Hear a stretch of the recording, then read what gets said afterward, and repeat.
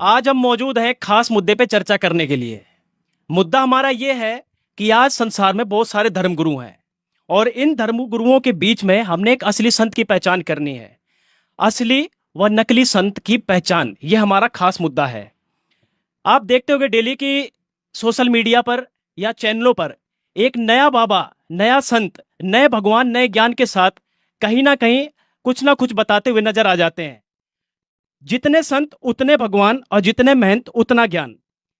ऐसा ना जाने अनेकों संतों की बाढ़ सी आ गई है और इसी बाढ़ में कई बाबा लाल चटनी खाने से लाभ बताते हैं तो कोई बाबा लहसुन प्याज खाने को मना करवाते हैं। कोई बाबा अपने सत्संगों में ताली पिटवाता है, डांस करवाता है, तो कोई बाबा अपने प्रवचनों में ताली पिटवाता है। अनेकों संतों की इस बाढ़ में हम निकले हैं एक असली संत की पहचान करने। तो देखते हैं कि क्या ये हमारे मेहमान हमें उस नतीजे तक पहुंचा पाएंगे जिससे हम असली व नकली संत की पहचान कर सकें। तो आइए बिना समय गंवाए इस चर्चा की शुरुआत करते हैं। तो चर्चा की शुरुआत करने से पहले सबसे पहले जो हमारे मेहमान खड़े हैं उनसे उनका थोड़ा परिचय करवा देते हैं।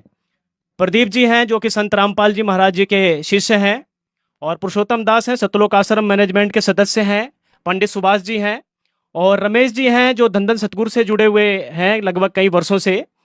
तो ये हमारे खास मेहमान हैं। जनता भी है हमारे साथ और इसमें भी अलग अलग धर्मगुरुओं के शिष्य हैं और इनके कुछ जवाब रहेंगे, कुछ उत्तर भी रहेंगे, आपस में डिस्कस करेंगे जिससे हम ये निर्णय ले सकें कि असली व नकली संत की पहचान क्या है। क्योंकि कबीर जी ने भी कहा है कि संत ना होते संसार में तो जल मरता संसार, यानी कि कहीं ना कहीं एक संत जरूर है इस पूरी पृथ्वी में जिससे इस पृथ्वी का संतुलन बना रहता है। तो आइए चर्चा की शुरुआत करते हैं और जानते हैं कि असली संत वर्तमान में कौन है। सबसे पहला प्रश्न किसका रहेगा? कोई पूछना चाहेगा? जी बताइए, क्या नाम है आपका? अर्शा है मेरा नाम। बताइए क्या क्या प्रश्न है? सर मैं धीरेन्द्र शास्त्री जी को फॉलो करती हूँ। क्यों करते हो आप? सर वो मन की बात बता देते हैं और मेरे लिए तो वो ही एक संत है। और जैसे हम उनके पास जाते हैं वो हमारे जो मन में जो भी बात होती है उसके बारे में बता देते हैं। जिस भी उपलक्ष्य में जाते हैं वो हमारे अंदर की बात बता देते हैं। यानी बस मन की बात पकड़ लेने से आपने उनको पूर्ण संत मान रखा है? सर वो एक कथावाचक भी, अच्छे प्रवाचक भी हैं और अच्छी अच्छी कथाएं भी बताते हैं और अच्छी अच्छी कथाएं बताते हैं। प्रदीप जी, संत जो इन्होंने बताया अर्षा जी ने कि मैं धीरेन्द्र शास्त्री जी को पूरा संत मानती हूं क्योंकि वो मन की बात पकड़ लेते हैं, तो बताइए जरा जवाब दीजिए, क्या वो पूर्ण संत हैं? सबसे पहले तो मैं अपने गुरुदेव जी को प्रणाम करता हूं जिन्होंने आज हमें ये डिबेट या ज्ञान चर्चा का अवसर प्रदान किया, जिनकी दया से हम जनता के सवालों का जवाब दे पाएंगे। अब इस बहन जी ने सवाल किया कि धीरेन्द्र शास्त्री जी को मैं पूर्ण संत मानती हूं कि वो मन की बात बता देते हैं। इनको मैं बताना चाहता हूं कि केवल मन की बात बताने मात्र से कोई पूर्ण संत सिद्ध नहीं हो जाता। कुछ सिद्धियां होती हैं, जैसे 24 तरह की सिद्धि होती हैं, उनमें एक मन की वृत्ति बताना भी सिद्धि होती है। एक सिद्धि जल पैर न लाई, एक सिद्धि आकाश से उड़ जाई, एक सिद्धि खावे न पीवे, एक सिद्धि मनवृत्ति बतावे। इस तरह की 24 तरह की ये सिद्धियां होती हैं। और मन की बात तो एक सुहानी शाह नाम की माइंड रीडर है, वो भी पकड़ लेती है। वो कोई संत भी नहीं है, कथावाचक भी नहीं है। मन की बात बताना कोई बड़ी उपलब्धि नहीं है। तो उसके पास क्या कोई सिद्धि है? जी, पिछली भक्ति की कमाई से कुछ सिद्धि इकट्ठी हो जाती है। और आजकल तो साइंस ने भी इतनी सिद्धियां कर ली हैं, एक लाई डिटेक्टर मशीन का इजाद कर ली है, उसमें भी किसी इंसान को डाल देते हैं ना तो वो अपने आप ही सच बोलना शुरू कर देता है, यानी मन की बात बताना शुरू कर देता है। धीरेन्द्र शास्त्री जी कोई ज्यादा काम नहीं कर रहे, एक मशीन से ज्यादा उनकी कोई उपलब्धि नहीं है। जी जी बताइए पंडित जी, कुछ कहना चाह रहे हैं सुभाष जी? हाँ जी बोलिए। जिंदा इंसान को भगवान बता रहे हैं। अच्छा प्रदीप जी, ये तो बिल्कुल बात सही है कि हमारे तो हिंदू धर्म में बहुत सारे भगवान हैं, लेकिन आज कोई भी बाबा नया लॉन्च होता है, यानी कि कोई भी बाबा बनता है, संत आता है बनकर, प्रवचन देता है और खुद को भगवान सिद्ध कर बैठता है। पंडित जी कह रहे हैं जिंदा इंसान भगवान कैसे? पंडित जी को शायद जानकारी नहीं होगी, जिन भी देवी देवताओं का पूज रहे हो वो मुर्दे हैं क्या? वो भी तो जीवित ही होंगे। ब्रह्मा विष्णु महेश जिनकी पूजा कर रहे हैं, पंडित जी ने कोई गुरु भी बनाया होगा, उनकी भी आप आराधना करते होंगे, तो वो मुर्दे थोड़ी हैं। और रही बात जिंदा इंसान को भगवान क्यों मान रहे हैं, संत रामपाल जी कभी नहीं कहते मैं भगवान हूँ। संत रामपाल जी ने किसी सत्संग में नहीं कहा कि मैं भगवान हूँ। संत रामपाल जी तो अपने आप को दास और एक संत बताते हैं। और जो शिष्य होते हैं उनका कर्तव्य होता है कि अपने गुरु को भगवान का दर्जा देना। तो ये कबीर साहब की वाणी भी है, गुरु गोविंद दोनों खड़े काके लागू पाए, बलिहारी गुरु आपने जिन गोविंद दिया मिलाए। तो अगर गुरु को भगवान का दर्जा देंगे जभी तो आध्यात्मिक मार्ग में हमारा मोक्ष होगा। जी, और किसी का सवाल प्रश्न है? किसी का प्रश्न? जी बोलिए। नमस्कार सर। जी बताइए, क्या नाम है? शीतल। जी बताइए। विश्व में इतने गुरु हैं, कोई भी कुछ नहीं रखा है। हमें अपने माता पिता की सेवा कर लो, वहीं स्वर्ग है। और यानी सब स्वर्ग नरक यही है। हाँ, यही है सभी स्वर्ग नरक। इनका मानना है कि कोई गुरु नहीं है, किसी को मत मानो, माता पिता की सेवा कर लो, वही गुरु है। क्या जवाब रहेगा? सर इनका जवाब ये है, माता पिता की सेवा करना अच्छी बात है, लेकिन आध्यात्मिक मार्ग में गुरु के बिना मोक्ष नहीं हो सकता।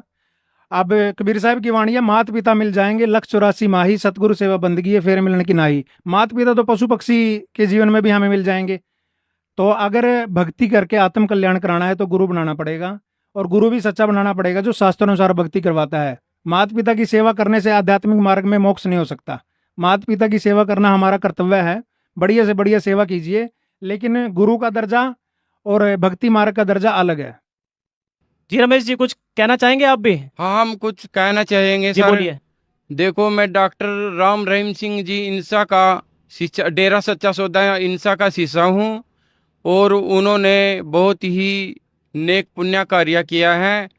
उन्होंने देखो हमें पिताजी का बब्बर शेर बताया है, हम पिताजी के बब्बर शेर हैं। और देखो हम रोम रोम में बसा है हमारे पिताजी, हमारे शरीर में भी कण कण में ये हाथ में व्यापक क्या है। लिखा हुआ है? ये शाश्वत नाम जी गुरमीत जी तेरा आसरा। अच्छा, इतनी दीवान की हाथ में छपवा दिया। हाँ, हमारे अंदर उस पिताजी का बहुत ही दिलों से उसका मैं बहुत स्वागत करता हूँ। मैं उसका जी, क्या कुछ आभारी कहना चाह रही हैं हूँ। आप? बताइए, क्या नाम है? मेरा बबली दासी है जी। जी बोलिए। मैं ये राम रहीम के बारे में ये कहना चाहती हूँ जी, राम रहीम के तो लक्षण भी एक संत के नहीं है जी। वो नाचते हैं, गाते हैं, डांस करते हैं, फिल्म बनाते हैं। अगर संत ऐसा करेंगे तो समाज को क्या खा ज्ञान देंगे? मीरा जी भी तो नाचती थी। मीरा जी भी नाचती थी, पुरुषोत्तम दास जी, मीरा जी भी नाचती थी। ये देखो। कह रहे हैं मीरा जी भी डांस करती थी, हाँ। कृष्ण जी की पुजारन थी, तो नाचने में क्या बुराई है? सत साहिब, सबसे पहले अपने गुरुदेव जी का धन्यवाद करता हूँ, जिन्होंने हमारे को इस लायक बनाया कि हम इस आध्यात्मिक ज्ञान को उनकी दया से जान पाए। अब मीरा जो भक्ति करती थी जिस लेवल की, वो प्रेमा भक्ति कहते हैं, वो मीरा कोई पार थोड़ा ना होगी। कृष्ण जी ने खुद प्रकट होकर मीरा जी को बोला था कि मीरा, तुम मेरे लोक में तो आ जाएगी जितना तेरा प्रेम है, जिस लेवल की तू भक्ति करती है, लेकिन मोक्ष तेरा नहीं है, मुक्ति तेरे को नहीं मिलेगी। उसके लिए पूर्ण संत आपको ढूंढना पड़ेगा। और उस टाइम कबीर साहब आए हुए थे, रविदास जी उनके शिष्य थे। तो कबीर साहब ने उनकी परीक्षा भी ली कि रविदास जी से जाकर के नाम लो, विश्वास हो तो इतना हो गुरु पर। तो उसने जाकर के रविदास जी से दीक्षा ली, और रविदास जी ने उनको जिसमें चमड़ा की वो डुबोते थे उसी में से वो एक पान परवान जैसे देते हैं, वो अमृत समझ करके उसने वो भी पी लिया। उससे भी उसका परमात्मा की वाणी के द्वारा बहुत लंबा हो जाएगा चैप्टर। मतलब ये है कि जब रविदास जी से नाम लिया उसके बाद डांस किया था क्या उन्होंने? नहीं, फिर उन्होंने डांस नहीं किया।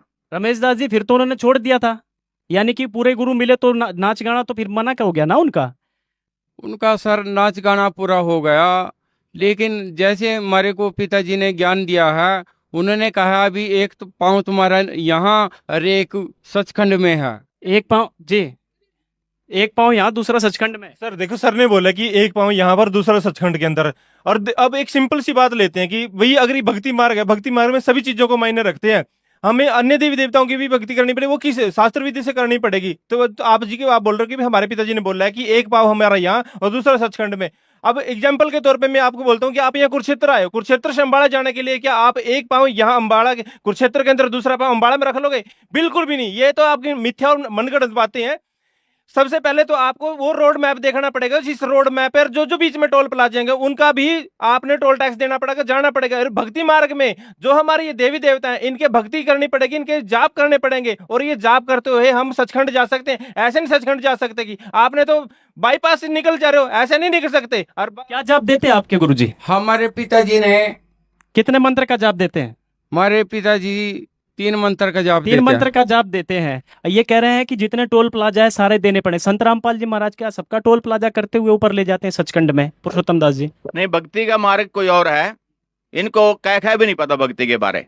और ये संत हैं जो पहला यही सब समझ में आ जाएगा आपको। ये जो संत हैं इस लेवल के, जो फिल्में बनाना, डांस गाने करने और ऐसी ऐसी बातें करनी जिससे ये भी ना लगे कि ये संत भी है कि नहीं, तो उसमें सारा इसमें आ जाएगा। एक बार कबीर परमात्मा काल भगवान से वार्ता कर रहे हैं कि तू भाई मेरे बच्चों को बहकाता है, नकली संत भेज करके यहाँ नकली भक्ति कराता है, और सब के सब यहीं रह जाते हैं। वो 84 लाख योनियां भुगते हैं, मोक्ष किसी का होता नहीं, सतलोक कोई नहीं जा पाता, जिसको सचखंड भी कहते हैं। तो वहां पर परमात्मा की उसमें चर्चा में ये जो बातें होंगी इससे आपको समझ आ जाएगा। तो वहां पर काल भगवान बोलता है कि जी मैं यहाँ पर, मेरे को श्राप लगा हुआ है, तो मैं यहाँ पर 1 लाख मानो सूक्ष्म शरीर खाता हूं, तो वो कहां से मेरी उधर पूर्ति होगी? ये सभी चले जाएंगे। तो अब परमात्मा कहते हैं कि यहां पर जो सद्भक्ति करेगा, मेरी भक्ति करेगा, नियम में रह करके, वो ही पार होगा। बाकी तेरे जो भक्ति करते, तेरे जो पाले में है, वो तू उनके साथ जो भी कर, जो मेरे पाले में आ जाएंगे वो पार हो जाएंगे। तो काल भगवान कहता है कि जी मैं अब वचन लेता हूं आपसे कि आप 3 युगों में जीव थोड़े ले जाना, जब कलयुग आए चाहे जितने मर्जी ले जाना। तो वो कहता है ठीक है जी। कबीर परमात्मा ने कहा ठीक है, मैं कलयुग में ले जाऊंगा। परमात्मा को पता था इसकी सारी कहानी का कि ये भक्तिहीन बना देगा सबको, दुराचारी, मांसाहारी, शराब पीना, जितने व्यसन करना, सब उसमें लिप्त हो जाएंगे। तो परमात्मा को यही पता भी दुखी होंगे तब ये मेरी शरण में आएंगे। अब दुख पा रहे हैं तो संत रामपाल जी की शरण में ही वही लोग आ रहे हैं जो बहुत दुख पा रहे हैं। तो काल फिर क्या कहता है जी, मैं अब 12 पंथ चला दूंगा, जो आपकी भक्ति करते दिखेंगे, आपकी बाणी लेंगे और आपसे, जैसे गुरु ग्रंथ साहब है सिखों का, जो सिख भाई हैं उनको उसमें 50% कबीर परमात्मा की बाणी है, और भी अन्य जितने पंथ है, कबीर साहब की बाणी के बिना कोई भी धर्म नहीं है। तो वहां पर वो बोलते हैं, कहता है काल कहता है कि मैं 12 पंथ करूं मैं साजा, नाम तेरा ले करे वाजा, 12 पंथ से नाम जो लई और मेरे मुख में आन समोई। वो 12 पंथों से नाम भी लेंगे, वो दिखेंगे भी गुरु, वो बड़े बड़े संप्रदाय जुड़ जाएंगे, जैसे किसी के 2 करोड़ शिष्य है, किसी के 4 करोड़ शिष्य है, और कबीर पंथ के भी 20 करोड़ कबीर साहब को मानने वाले हैं इस देश में। सबसे बड़ा संप्रदाय कबीर पंथियों का है, लेकिन ज्ञान उन पे भी पूरा नहीं है। अब ये सुनियोजित समय है, पढ़ा लिखा समाज है, वेद किताब झूठे नहीं भाई, झूठे हैं जो समझे नहीं। अब सब अपना पढ़ेंगे वेदों को, शास्त्रों को, और इस ज्ञान पे लगेंगे। अब उसमें कहता है 12 पंथ करूं मैं साजा, नाम तेरा ले करे आवाजा, 12 पंथ से नाम जो ले मेरे मुख में आन सुनमोई, और अनेक पंथ चलाऊं ऐसा भ्रमित ज्ञान फैलाऊं, सबको भ्रमित कर दूंगा मैं। कहता मैं दृढ़ फंदा रची बनाई, जा में जीव रहे उलझाई। फिर कहता है पहले, उससे पहले कहता है प्रथम दूत मम प्रगटे जाही।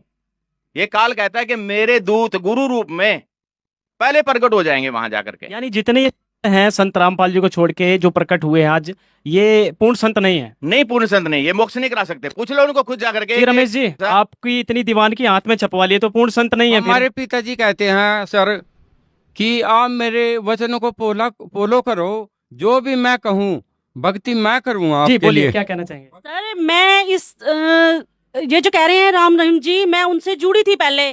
तो वहां पर क्या होता है कि जो एक आम होता है, एक जो फल फ्रूट है, उनकी कीमतें होती है। और एक आम मैंने 1000 रुपए में खरीदा था, सिर्फ जो आम 2 रुपए का मिल जाता है वो मैंने 1000 रुपए में खरीदा था। सर आप कुछ कहना चाहेंगे? 1000 रुपए में? मैं कहना चाहती हूँ, मैंने भी वहां से 1.5 आलू खरीदा 1600 रुपए का। 1600 का? आपने भी कुछ खरीदा था क्या? जी बताइए, वहीं खड़ी रहिए, बताइए। आम खरीदा था 5000 का। 5000, 1600, मिर्ची भी बेच रहे हैं। ये संत कैसे? देखो ये पिताजी का प्यार है। ये पिताजी का प्यार है? सर ये प्यार नहीं है, ये धंधा कह सकते हैं इसको। जो 100 रुपए की या 10 रुपए की चीज है उसको 5-5, 10-10 हजार रुपए में बेचा जा रहा है, ये धंधा है, प्यार नहीं है। प्यार ये होता है कि उसको फ्री ऑफ कॉस्ट दिया जाए, उसको प्यार माना जाता है। ये तो धंधा है, बिजनेस है। एक ये साथ में बहन जी बोल रही है कि 1600 रुपए का लो, 1600 रुपए की तो 3-4 बोरी गिर जाएंगी। कमाल की बात है, ये धंधा है, धंधा के अलावा कुछ नहीं है। ये भक्ति मार्ग नहीं है। भक्ति मार्ग में श्रद्धापूर्वक फ्री ऑफ कॉस्ट दिया जाता है। अगर प्रसाद भी समझ के दिए जा रहे हैं, वे कुछ नहीं है, ये धंधा है, पाखंड है, नीरा पाखंड है। और इसमें संत नाम की कोई गुण ही नहीं है, संत का कोई मार्ग ही नहीं है, कोई ज्ञान ही नहीं है। क्योंकि कई बार जब हम डिबेट वगैरह में देखते हैं, इनके संत सिरसा वाले के शिष्यों की डिबेट सुनते हैं, तो उनके अंदर ज्ञान नाम की कोई चीज नहीं है, भक्ति की कोई मर्यादा नहीं है। ज्ञान नाम की चीज नहीं है, रमेश जी बोल रहे हैं। ये पिताजी का प्रसाद है। प्रसाद तो की फिर कोई 1600 कीमत रुपए नहीं का होती। प्रसाद, इतना महंगा सर, प्रसाद। पिताजी की संत रामपाल जी प्रसाद के की शिष्य कोई खड़े कीमत हैं, नहीं बताइए है। पुरुषोत्तम दास जी, यहाँ पर जो आप लोग भंडारा करते हैं, पूरे विश्व को निमंत्रण करते हैं, कितने रुपए की पर्चियां काटते हैं? कोई पर्ची आज तक यहाँ नहीं कटी, कोई पर्ची नहीं कटती। कभी कोई पर्ची नहीं कटी आज इधर तो तक। 1600 और का यहाँ एक पे आलू मिलता है। देसी घी का भंडारा, और पे हम इस पे टिप्पणी नहीं करेंगे, आप वहां का पूछ लेना वहां पे क्या भंडारा होता है, कैसे भंडारा ठीक दिया है, जाता है। सर और किसी का जवाब, किसी का प्रश्न हो, कोई जवाब देना चाहते जी, बताइए।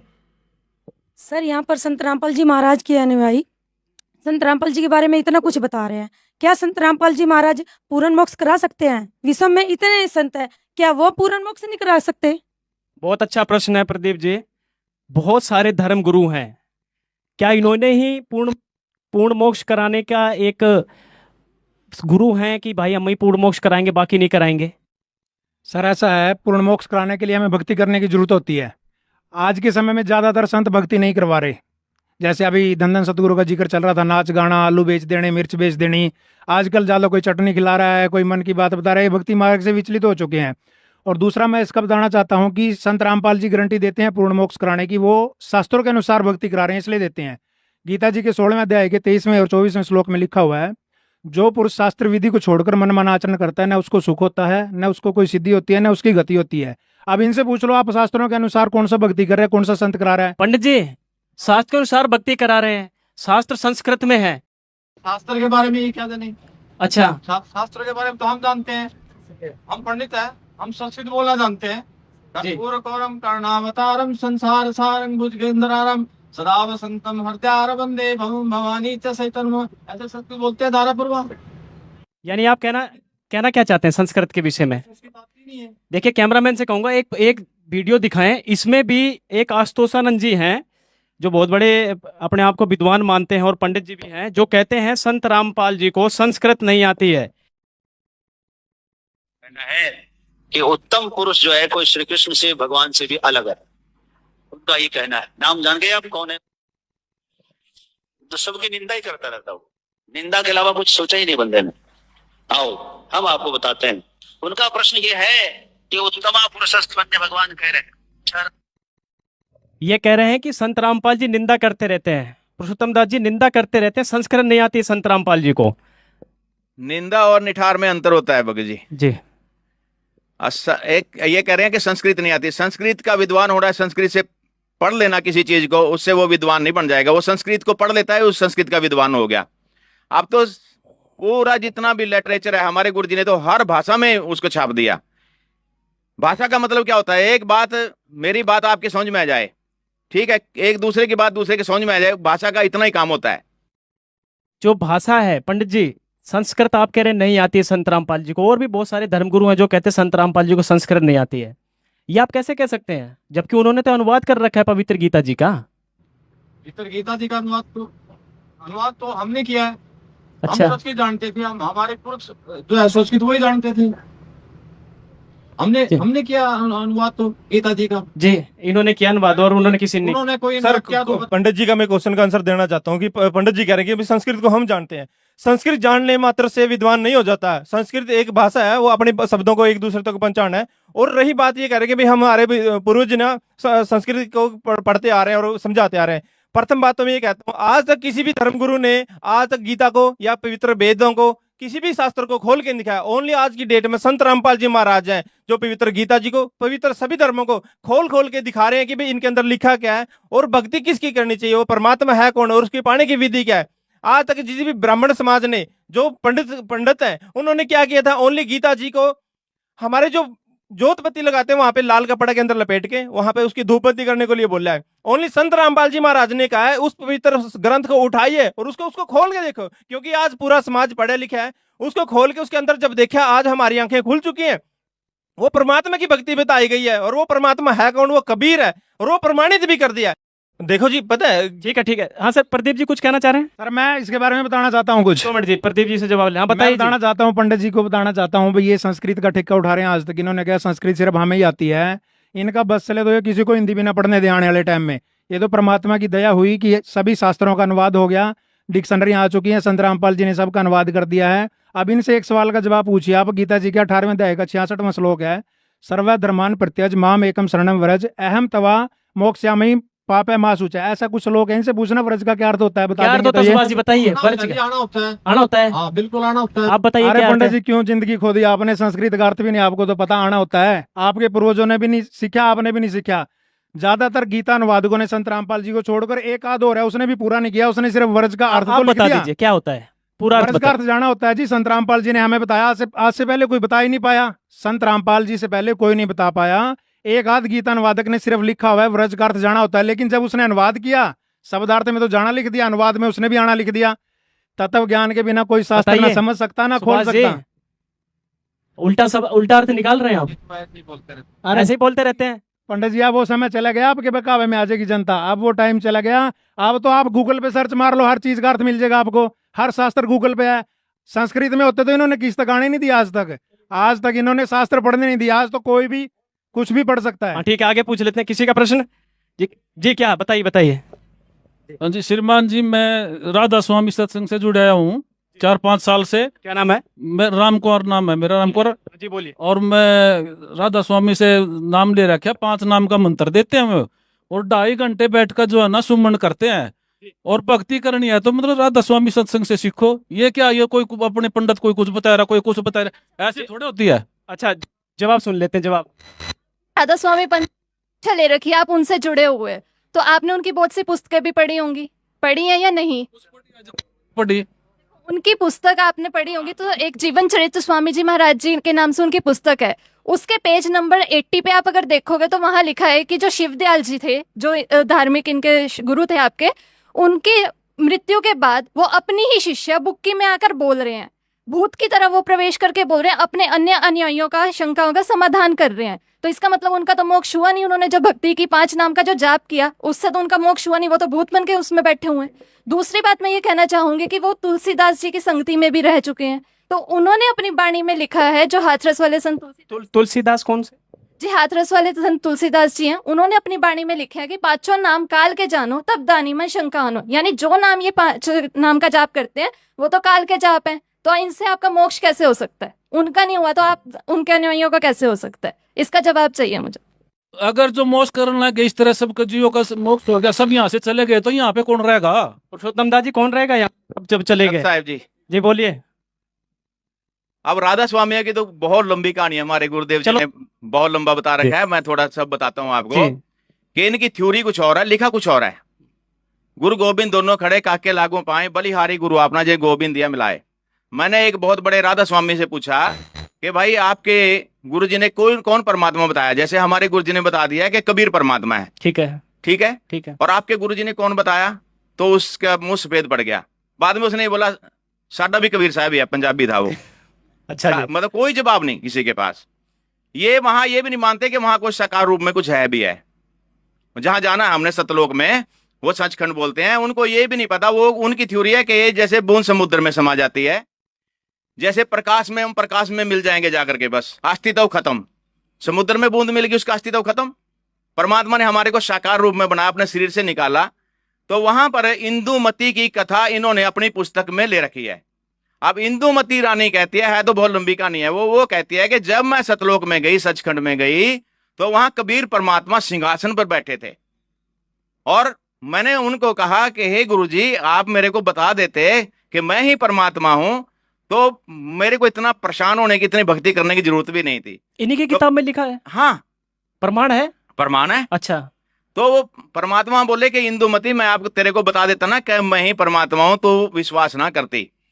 तो परमात्मा अपनी वाणी में बोलते हैं, तुम साहिब तुम संत हो, तुम सतगुरु तुम हंस, गरीबदास तुम रूप ना और नहीं दूजा अंश।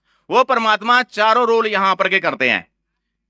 तो ये जो संत हैं, झूठे गुरु अमर गए, हो गए भूत मसान, सतगुरु पुरुष कबीर हैं चारों युग परवान। परमात्मा ने तो यहाँ तक बोला है, झूठे गुरु का लितर मारो, घर से काट घसीटो, उसको पीटे पाम लगे, उसको निश्चय पीटो। पीटो मतलब ज्ञान से पीटो उसको, ज्ञान से भी। गुरुजी आप हमारे को कहाँ लेके जाओगे? अच्छा जी। हाँ, ज्ञान से पीटो। क्या वो गुरुजी पे जवाब नहीं आता? हमारे 4 गुरु बदले हैं। 2.5 घंटे सुबह बैठना, 2.5 घंटे शाम को बैठना, ये कहाँ तक सही है कि बैठना चाहिए क्या? ये तो जी आप ये बैठ ही नहीं सकता, कोई किसान बैठ नहीं सकता, मजदूर बैठ नहीं सकता, दुकानदार तो बेचारा पहले बैठे बैठे थक गया, वहां पे पूरा दिन बैठा है। सर भक्ति तो बैठ के ही होती है ना, बैठ के एकांत स्थान पे बैठिए, मन अच्छी तरह लगेगा। फिर संत रामपाल जी मतलब कैसे हमारे भक्ति गुरुजी कहते हैं, नाम खाते नाम पीते, नाम से ती लागवे, नाम खाते नाम पीते नाम सोते जागवे। जी आगे। मतलब गुरुजी हमारे गुरुजी बताते हैं कि नाम जाप करना है, शास्त्रों में भी प्रमाण है कि आप चलते फिरते उठते बैठते जब मर्जी नाम का जाप कर सकते हो, और श्वासों से सिमरण करना होता है, बैठने से कोई सिमरण नहीं करना होता। आप जो सारा दिन बैठ रहे हो 2.5 घंटे की छोटे से 2.5 साल बैठे रहो, कुछ हासिल थोड़ी होगा उससे। यानी नाम का जाप चलते फिरते काम करते करते भी कर जी, सकते हो। श्वासों से सिमरण है। आप 2 मिनट के लिए भी अगर आप किसी से बात नहीं कर रहे तो उसमें भी आप मंत्र जाप कर सकते हो। जी अगला कोई प्रश्न? जी बोलिए। सर जी देखिए, मैं क्या नाम है? मेरा नाम सीमा है। मैं अभी 17 साल से धंधन सतगुरु से जुड़ी हुई हूँ। तो हमारे गुरु जी मतलब 3 मंत्र का जाप बताते हैं वो, और देवी देवताओं के तो मंत्र वो देते ही नहीं, और हमारे गुरु जी 10वें द्वार पे पहुंचा देते हैं हमको। सर आपके गुरुजी भी तो सुना है मैंने 3 बार मंत्र देते हैं, 3 बार। तो इनके गुरुजी भी धंधन सतगुरु, देखो वही बात फिर उठ गई कि धंधन सतगुरु भी 3 बार मंत्र देते हैं, 3 नाम देते हैं, आपके देते हैं। 3 बार में देते हो, 3 नाम एक ही बार में देते हैं, बस आगे कुछ नहीं, ना वो खंड होता ना। मैं इनका थोड़ा सा बताना चाहता हूँ। हमारे गुरुजी जो 3 मंत्र देते हैं वो गीता जी में प्रमाण है। जैसे ओम तत्सत 3 मंत्र का जाप होता है भक्ति मार्ग के लिए। ओम तो सीधा है, इसका तो सबको पता है। तत्व और सत जो गुप्त हैं वो हमारे गुरुजी बताते हैं, वो तत्वदर्शी संति बता सकता है। और जो धंधन सतगुरु वाले 3 मंत्र देते हैं, इनकी एक पुस्तक है, उसमें लिखा हुआ है, गुरमीत जी की लिखी हुई है। वो गुरमीत जी लिखते हैं कि सतनाम के बिना जीव की मुक्ति नहीं हो सकती। और आगे वो उसी में एक लाइन के बाद लिखते हैं कि ओम मंत्र के बिना सतनाम नहीं हो सकता। यानी उन्होंने भी उसमें कोड किया हुआ है कि ओम मंत्र के बिना सतनाम नहीं हो सकता, और सतनाम के बिना जीव की मुक्ति नहीं हो सकती। तो इस बहन जी से पूछना कि भी ओम का जाप किया या उन्होंने दिया है? क्या दिया है ओम का जाप? ओम का जाप दिया क्या? जो ओम का जाप नहीं है उसमें, फिर वो इसलिए परमात्मा के सीधे मंत्र है उसमें, ओम का कोई जाप नहीं देते सुनो, वो। गुरमीत जी की थ्योरी अलग है, प्रैक्टिकल अलग है। वो खुद किताब में लिख रहे हैं ओम के बिना मुक्ति नहीं हो सकती सतनाम के बिना, और ओम जाप के बिना सतनाम नहीं हो सकता। यानी आपको तो फिर उन्होंने मिट्टी गोली दे दी। गुरमीत राम रहीम जी के गुरु कौन थे? उनके मस्ताना जी थे। उनके कौन थे? उनके सावण सिंह जी थे। उनके कौन थे? उनके आगे हमको पता नहीं है। किसी को पता है उनके आगे कौन थे? जी बताइए, आप ही बता दीजिए पुरुषोत्तम दास। सर आप कैसे कहते हो कि हमारा नाम खंड नहीं होता? खंड तो हमारा भी नाम होता है। अरे आपका नाम ही नहीं, खंड क्या होगा? नाम ही नहीं है, वो मंत्री नहीं आप कर रहे हो। हमारे आप पिताजी सुनो, कहते हैं भी सुनो, कान पकड़ के एक दंड मिनट। सतगुरु बोलो, माफी मिल जाएगी। ऐसे माफी नहीं। सुनो, 500 का नोट मान लो सरकार ने बना दिया, और आप चिल्ड्रन बैंक वाला नोट जेब में पा रहे हो, कह रहे हो मेरा नोट असली है। ऐसे कैसे हो जाएगा? जब ओम मंत्र के बिना मुक्ति नहीं हो सकती, सतनाम के बिना, आपका तो पहले ही खंड है, वो नाम ही नहीं आपके पास। तो भगत जी हमसे कान पकड़वाए के धन सतगुरु करवाते हैं। कान छोड़ो, आप तो जब पूरा शरीर पकड़ लो, कुछ लाभ नहीं मिलना आपको।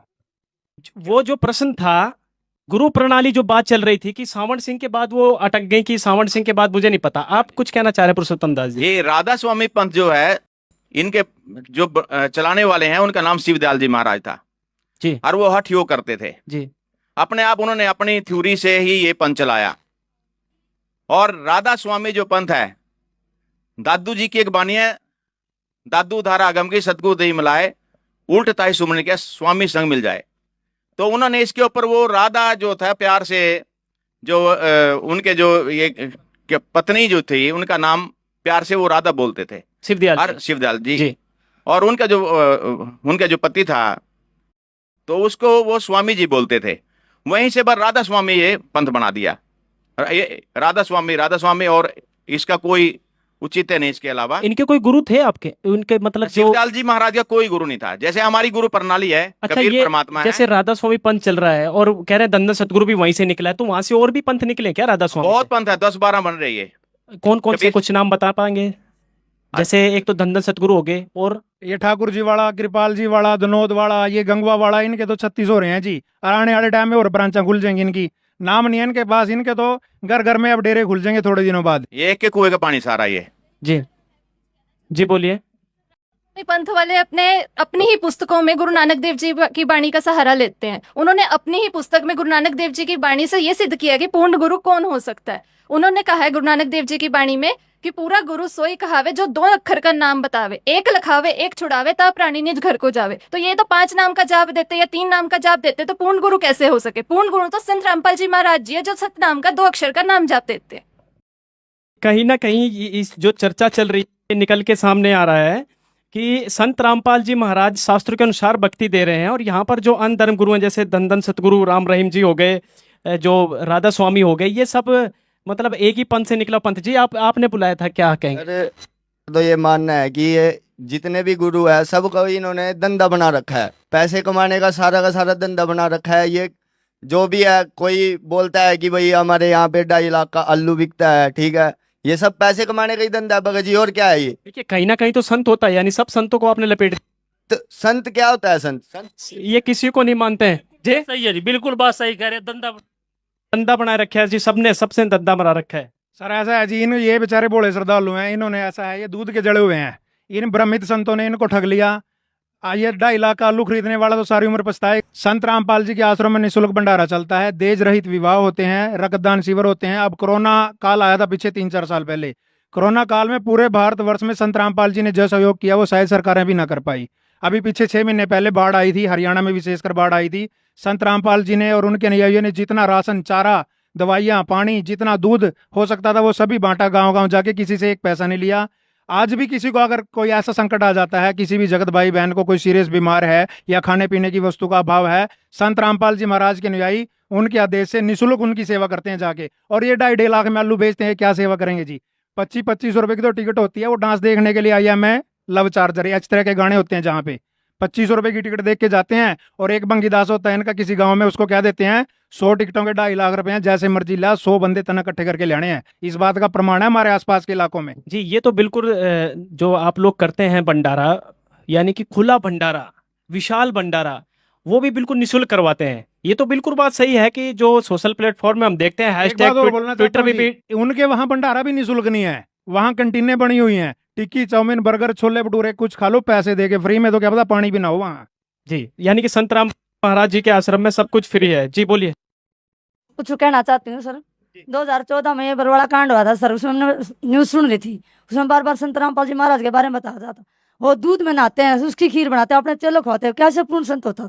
क्या पूर्ण संत हो सकते हैं? ये तो बात बिल्कुल सही है, मीडिया में चली थी ये खबर। ऐसा है जी, मीडिया तो कुछ भी चला दे। मीडिया तो कहते हैं भैंस के 2 सींग की बजाय एक होता है, तो जनता मान थोड़ी लेगी। अब ये बहन जी भ्रमित हैं कि संत रामपाल जी दूध में नहाते थे। मैं इनसे पूछना चाहता हूँ कि कोई उसकी वीडियो फुटेज हो, कोई किसी ने फोटोग्राफी की हो, या कोई वहां पे आप कहते पाइपलाइन बिछी हुई थी जी, सुरंग के जरिए दूध जाता था, कोई उसकी फोटो आई हो। मनगढ़ंत वीडियो बना रखी है और संत रामपाल जी को बदनाम करने के लिए मीडिया ने ये प्रोपगंडा अपनाया। मैं आपको एक इसमें थोड़ा सा दिखाता हूँ, कैमरामैन से कहूंगा एक बार दिखाएं। अब संत रामपाल जी पर आरोप लगा देते हैं कि वो दूध में नहाते थे। अब ये मैं एक फोटो दिखा रहा हूँ, ये लिखा हुआ है, मंदिर से बाहर निकले कुबेर महाराज, देखो दूध से नहा रहे हैं। ना किसी हिंदू धर्म के श्रद्धालु की भावना आहत होती इससे, ना कोई मीडिया वाला वहां कहता कि ये दूध से नहा रहे हैं। और संत रामपाल जी के नहाने का तो कोई प्रमाण भी नहीं आज तक। सिद्ध कर दो, मनगढ़ंत बातें करने से कुछ नहीं होता, कोई प्रमाण दो कि वो दूध से नहाते थे। अब ये कुबेर जी महाराज दूध से नहा रहे हैं, अरे सारा दूध नाली में जा रहा है, बताओ किसी पे प्रमाण हो? एक नहीं, एक और दिखाता हूँ आपको मैं। अब ये देखो, ये बैठे हैं, एक ये तपस्वी बने हुए, ये दूध से नहा रहे हैं। एक और दिखाता हूँ, अभी रुक जाओ, कितने प्रमाण है। ये देखो, ये माताएं बहनें इसको दूध में नहला रही हैं। ये कौन है शख्स, इसको देखो ध्यान से। हजारों मिल जाएंगे हिंदू धर्म में या किसी में भी दूध से नहाने वाले। और संत रामपाल जी महाराज ना कभी दूध से नहाए, ना कभी नहलाते। खाने पीने वाली चीजों को व्यर्थ करने की संत रामपाल जी महाराज ने ना कोई आदेश दिया, ना वो ऐसा करते हैं। ये तो अंधविश्वास और पाखंडी लोग ऐसा करते हैं कि कहीं भी दूध चढ़ा दिया या कहीं भी दूध से नहला दिया। अच्छा ठीक है, 2 मिनट। हाँ जी बताइए सर। ये ना मीडिया का प्रोपगंडा है, ये आप मीडिया की जीता जागता प्रमाण देता हूँ। ये किसान आंदोलन था 2 साल पहले, किसानों को खालिस्तानी बता दिया था। ये मीडिया का ना आप लोगों की नहीं, ये गिरी हुई हरकतें हैं कि जो पहले उन किसानों को खालिस्तानी बता दिया, जब वो बाढ़ आती है या कहीं आपदाएं आती हैं, वो किसान फिर वो अंधाता हो जाता है। ये मिथ्या कारण है और इन लोगों को शर्म आनी चाहिए। जनता को एक चौथा पिलर होता है न्यूज मीडिया, और ये मीडिया अपने स्तर से गिर चुके हैं। शर्म आनी चाहिए इनको भी। क्या बता रहे हैं, कम से कम जनता को सच्चाई तो दिखाएं। जनता जागरूक है, आज की डेट में सोशल मीडिया का प्लेटफॉर्म है, इसके ऊपर जाके खुद बंदा चेक कर सकता है। और जो मीडिया चैनल है इनको तो सतर बिल्कुल गिर चुके हैं। शर्म आनी चाहिए। आप लोगों से भी हाथ जोड़ के रिक्वेस्ट करते हैं, जो सच्चाई होती है वही दिखाएं जनता। हम तो सच्चाई दिखा रहे हैं यहाँ पे, पूर्ण संत की पहचान करवा रहे हैं जी। बताइए। और ये मीडिया वालों ने फिर माफी भी मांगी जी। हमारे पास के प्रूफ है, जो आरोप सतगुरु के ऊपर लगाए थे सब ने माफी मांगी। एक भ्रम फैलाया हुआ है, जो कहीं किसी ने नाम ले लिया कि वो कहते हैं गुरु नहीं बदलना, गुरु तो ऐसा जैसे पति बदल लिया। नहीं, ये जीवन का सौदा है, हमने मोक्ष प्राप्त करना है, दोबारा मानव जन्म नहीं मिलेगा। मानव जन्म दुर्लभ है, मिले ना बारंबार, तरवर से पता टूट गए बहुन लगता डार। मैंने खुद 4 गुरु बदले हैं, 4 जी। जब तक गुरु बदलो 10 पाचा, तब तक गुरु मिले ना साचा। अब ये काल की जो जितना भी काल बलि की जेल है, ये 3 लोग पिंजरा भय, पूर्ण पाप 2 जाल, सभी जीव भोजन भय, खाने वाला काल। एक पापी एक पुण्य आया, एक है सुम दलेल वे, बिना भजन कोई काम नहीं आया, सब है यम की जेल वे। हम काल बलि की जेल में हैं, यहाँ से ये काल नहीं चाहता कोई भी यहाँ से निकल जाए। इस काल भगवान को 1 लाख रोज मानो सूक्ष्म शरीर खाने पड़ते हैं।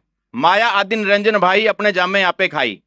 अगर ये 1 लाख इसको नहीं मिलेंगे तो इसकी उधर पूर्ति नहीं होती, तभी ये पैदा भी करवाता है। रजगुण ब्रह्मा, सतगुण विष्णु, तमगुण शिव जी। राम कृष्ण अवतार हैं, इनका नहीं संसार। जिन साहिब संसार किया उन्होंने जन्म में नार। 3 देव को सबको ध्यावे, चौथे देव को मर्म न पावे, चौथा छोड़ पंचम को ध्यावे, कहें कबीर सो हमरे घर आवे। कबीर पूर्ण परमात्मा है, इसके लिए समय लगेगा, पूरा सिद्ध कर देंगे कबीर परमात्मा है। 4 वेद, 6 शास्त्र, 18 पुराण, बाइबल, कुरान, गुरु ग्रंथ साहिब, सब में हम सिद्ध कर देंगे कि सब संतों ने जिनको परमात्मा मिले हैं वो उन्होंने लिखा है कि कबीर ही पूर्ण परमात्मा है। अभी यहाँ पे काल की सेना है सारी। 14 करोड़ यम के दूत है यहाँ पर। जितने भूत बन जाते हैं, कोई पार होता नहीं, भूत प्रेत बन जाते हैं, वो भी काल की ही सेना है। अब ये इनको ये मतलब एक भ्रम है कि गुरु बदलना नहीं चाहिए। गुरु बदलना चाहिए, कोई दिक्कत नहीं उसमें। जैसे एक डॉक्टर चाहे खास अपना रिश्तेदार भी हो, जब नहीं इलाज हो रहा तो दूसरे पे चले जाते हैं उसी टाइम इलाज कराने। हमारे को जन्म मरण का रोग है, ठीक है। मोक्ष किसको, किसी को धरती वही नहीं पता मोक्ष क्या होता है, किसको मुक्ति बोलते हैं। जी बोलिए जी, क्या कहना चाहेंगे? जय श्री राम, जय बालाजी। सर मेरा नाम मुकेश है, मैं कुरुक्षेत्र से हूँ और मैं बहुत देर से देख रहा हूँ ये गुरु गुरु गुरु लगा रखी है यहाँ पे। सर हम बालाजी के मानने वाले हैं और बालाजी ने हमारे ठाठ करके हैं। और कहा भी गया है कि पृथ्वी पे 4 सुख है। पहला सुख निरोगी काया, दूसरा सुख जेब में माया, तीसरा सुख सुलक्षणी, चौथा सुख बच्चे हो आज्ञाकारी। मेरे बालाजी ने मेरे सारे 4 सुख दे रखे हैं, तो मेरे को गुरु बनाने की क्या जरूरत है? पूछिए इनसे। सारे सुख तो इनके बालाजी जी दे रहे हैं, जवाब दीजिए। ऐसा है भाई साहब का सवाल है कि मेरे को सारे सुख बालाजी ने दे दिए, गुरु बनाने की क्या आवश्यकता है? आप कह रहे हैं मेरे बच्चे आज्ञाकारी हैं। पहला तो इनसे मैं ये कहना चाहता हूँ, आपके बच्चों को भी आप स्कूल में ना भेजा करो, गुरु बनाने की जरूरत ही नहीं है। क्या करेंगे? पढ़ाई करेंगे, बिना टीचर के तो पढ़ लेंगे घर पे बैठ के ही। जब एक पढ़ाई मार्ग में भी गुरु की, अध्यापक की जरूरत पड़ती है, तो भक्ति मार्ग में भी जरूरत पड़ती है। और ये कह रहे हैं कि बालाजी ने मेरे ठाठ कर दिए, जय श्री राम, जय बजरंगबली। जो बालाजी को नहीं मानते ना, उनके भी ठाठ हो रहे हैं। जो किसी को भी नहीं मानते, जो नास्तिक है ना, उनके भी ठाठ हो रहे हैं। दूसरी बात यह है, अब ये जय श्री राम का नारा लगाते हैं, ठीक है। राम 3 देवताओं में आते हैं, ब्रह्मा विष्णु महेश। विष्णु जी के अवतार हैं रामचंद्र जी। अब एक वाणी है कबीर साहिब जी की, एक राम दशरथ का बेटा, एक राम गट गट में बैठा, एक राम का सकल बसारा, एक राम इन सबसे न्यारा। जो दशरथ के पुत्र श्री रामचंद्र जी हैं, उनसे आगे तो इनको पता ही नहीं। और रही बात गुरु ना बनाने की, आध्यात्मिक मार्ग में गुरु के बिना मोक्ष नहीं हो सकता। गुरु बनाना सबसे पहली सीढ़ी है। कबीर साहब ने भी कहा है, गुरु के बिना आत्म कल्याण नहीं हो सकता। इसलिए, और विदेशों में कोई ना बालाजी को मानता, ना किसी अन्य देवी देवता को मानता, उनके भी ठाठ हो रहे हैं। ठाठ होना कोई उपलब्धि नहीं है, ठाठ तो किसी के भी हो जाते हैं। नाचने गाने वालों के ठाठ हो रहे हैं, जो कुछ भी नहीं करते। गुरु क्यों बनाए? आत्म कल्याण के लिए, मोक्ष मार्ग के लिए गुरु बनाना जरूरी है। गीता जी में भी लिखा हुआ है कि इस ज्ञान को समझने के लिए तत्वदर्शी संतों के पास जाओ। जी बताइए। वो श्री राम का हनुमान जी का नारा बोला है ना। जी जी। तो परमात्मा कहते हैं, राम राम सब जगत बखाने और आदि राम को बिरला जाने। 30 करोड़ रामा अवतारी, असीता संग रहती नारी। परमात्मा कबीर साहब 4 युगों में आते हैं। सतयुग में सतसुकृत का टेरा, द्वापर नाम मुनिंदर मेरा। मुनिंदर जी हनुमान जी को समझा रहे हैं, कहे मुनिंदर सुनो हनुमाना, क्यों रंग्या जूठे रंग में। कह रहा 30 करोड़ राम जा लिए जैसे से जीत जीत के जगने, मोक्ष नहीं हुआ। मोक्ष का मार्ग कोई और है। सत साहिब, मोक्ष का मार्ग कुछ और है। जी बोलिए जी, आप हाथ खड़ा कर रहे थे। मैंने सुना है जो संत रामपाल जी महाराज अपने दक्षिणा देने से मना करते हैं। और एक बार मैं अपनी सहेली के साथ ट्रेन में जा रही थी, उसने कोई संत बाबा मांगने वाला आ गया। मैंने तो उसे 10 रुपए निकाल के दे दिए, लेकिन उसने 10 रुपए देने से मना कर दिया। ऐसा क्यों? क्या ये पूर्ण संत की पहचान है? किसी संत बाबा को दान दक्षिणा देने से भी मना करते हैं। सर दान दक्षिणा देना क्या गलत है? एक संत दूसरे संत को दान दक्षिणा नहीं दे सकता है? बताइए पुरुषोत्तम दास जी। दान भी देखकर ही देना चाहिए। जो दान का पात्र है वही दान देना चाहिए। जैसे हम दान देते हैं कहीं भी, ये है सारा संस्कार जुड़ जाता है वहां पे। किसी को दान दिया, वो फिर आगे पैदा होगा, उसका वापिस करेगा। अगर किसी के साथ जुल्म किया जिसने, वो फिर बाद में उसका दामाद बनेगा, लड़की भी ले आएगा, उसको फिर दुखी करेगा। ये ऐसे संस्कार बनते हैं। हम दान ऐसे ना दें जैसे कोई दान ले रहा है, हो सकता है वो शाम को दारू पीता हो। ये सारे घर बारी होते हैं, झोपड़ी में कहीं भी रहते हैं, सारा दिन मांगते हैं और शाम को ये दारू पी लेते हैं। और वहां पर वो पीटता तो पहले भी था। उस दिन किसी ने 500 रुपए दे दिए, किसी का काम बन गया, कोई कहता है खुश हो रहा होगा, 500 रुपए दे दिया, उसने उतना ज्यादा दारू पी ली। और दारू पी करके बच्चों को ज्यादा पीटा, उसकी पत्नी ने बच्चों समेत जाकर के नहर में कूद के आत्महत्या कर ली। वो दोष किसको लगा? जिसने दान दिया है। दान कहाँ देना चाहिए? भंडारे भी बहुत होते हैं, पीर का ही भंडारा होता है, उसका क्या लाभ होगा वहां पे?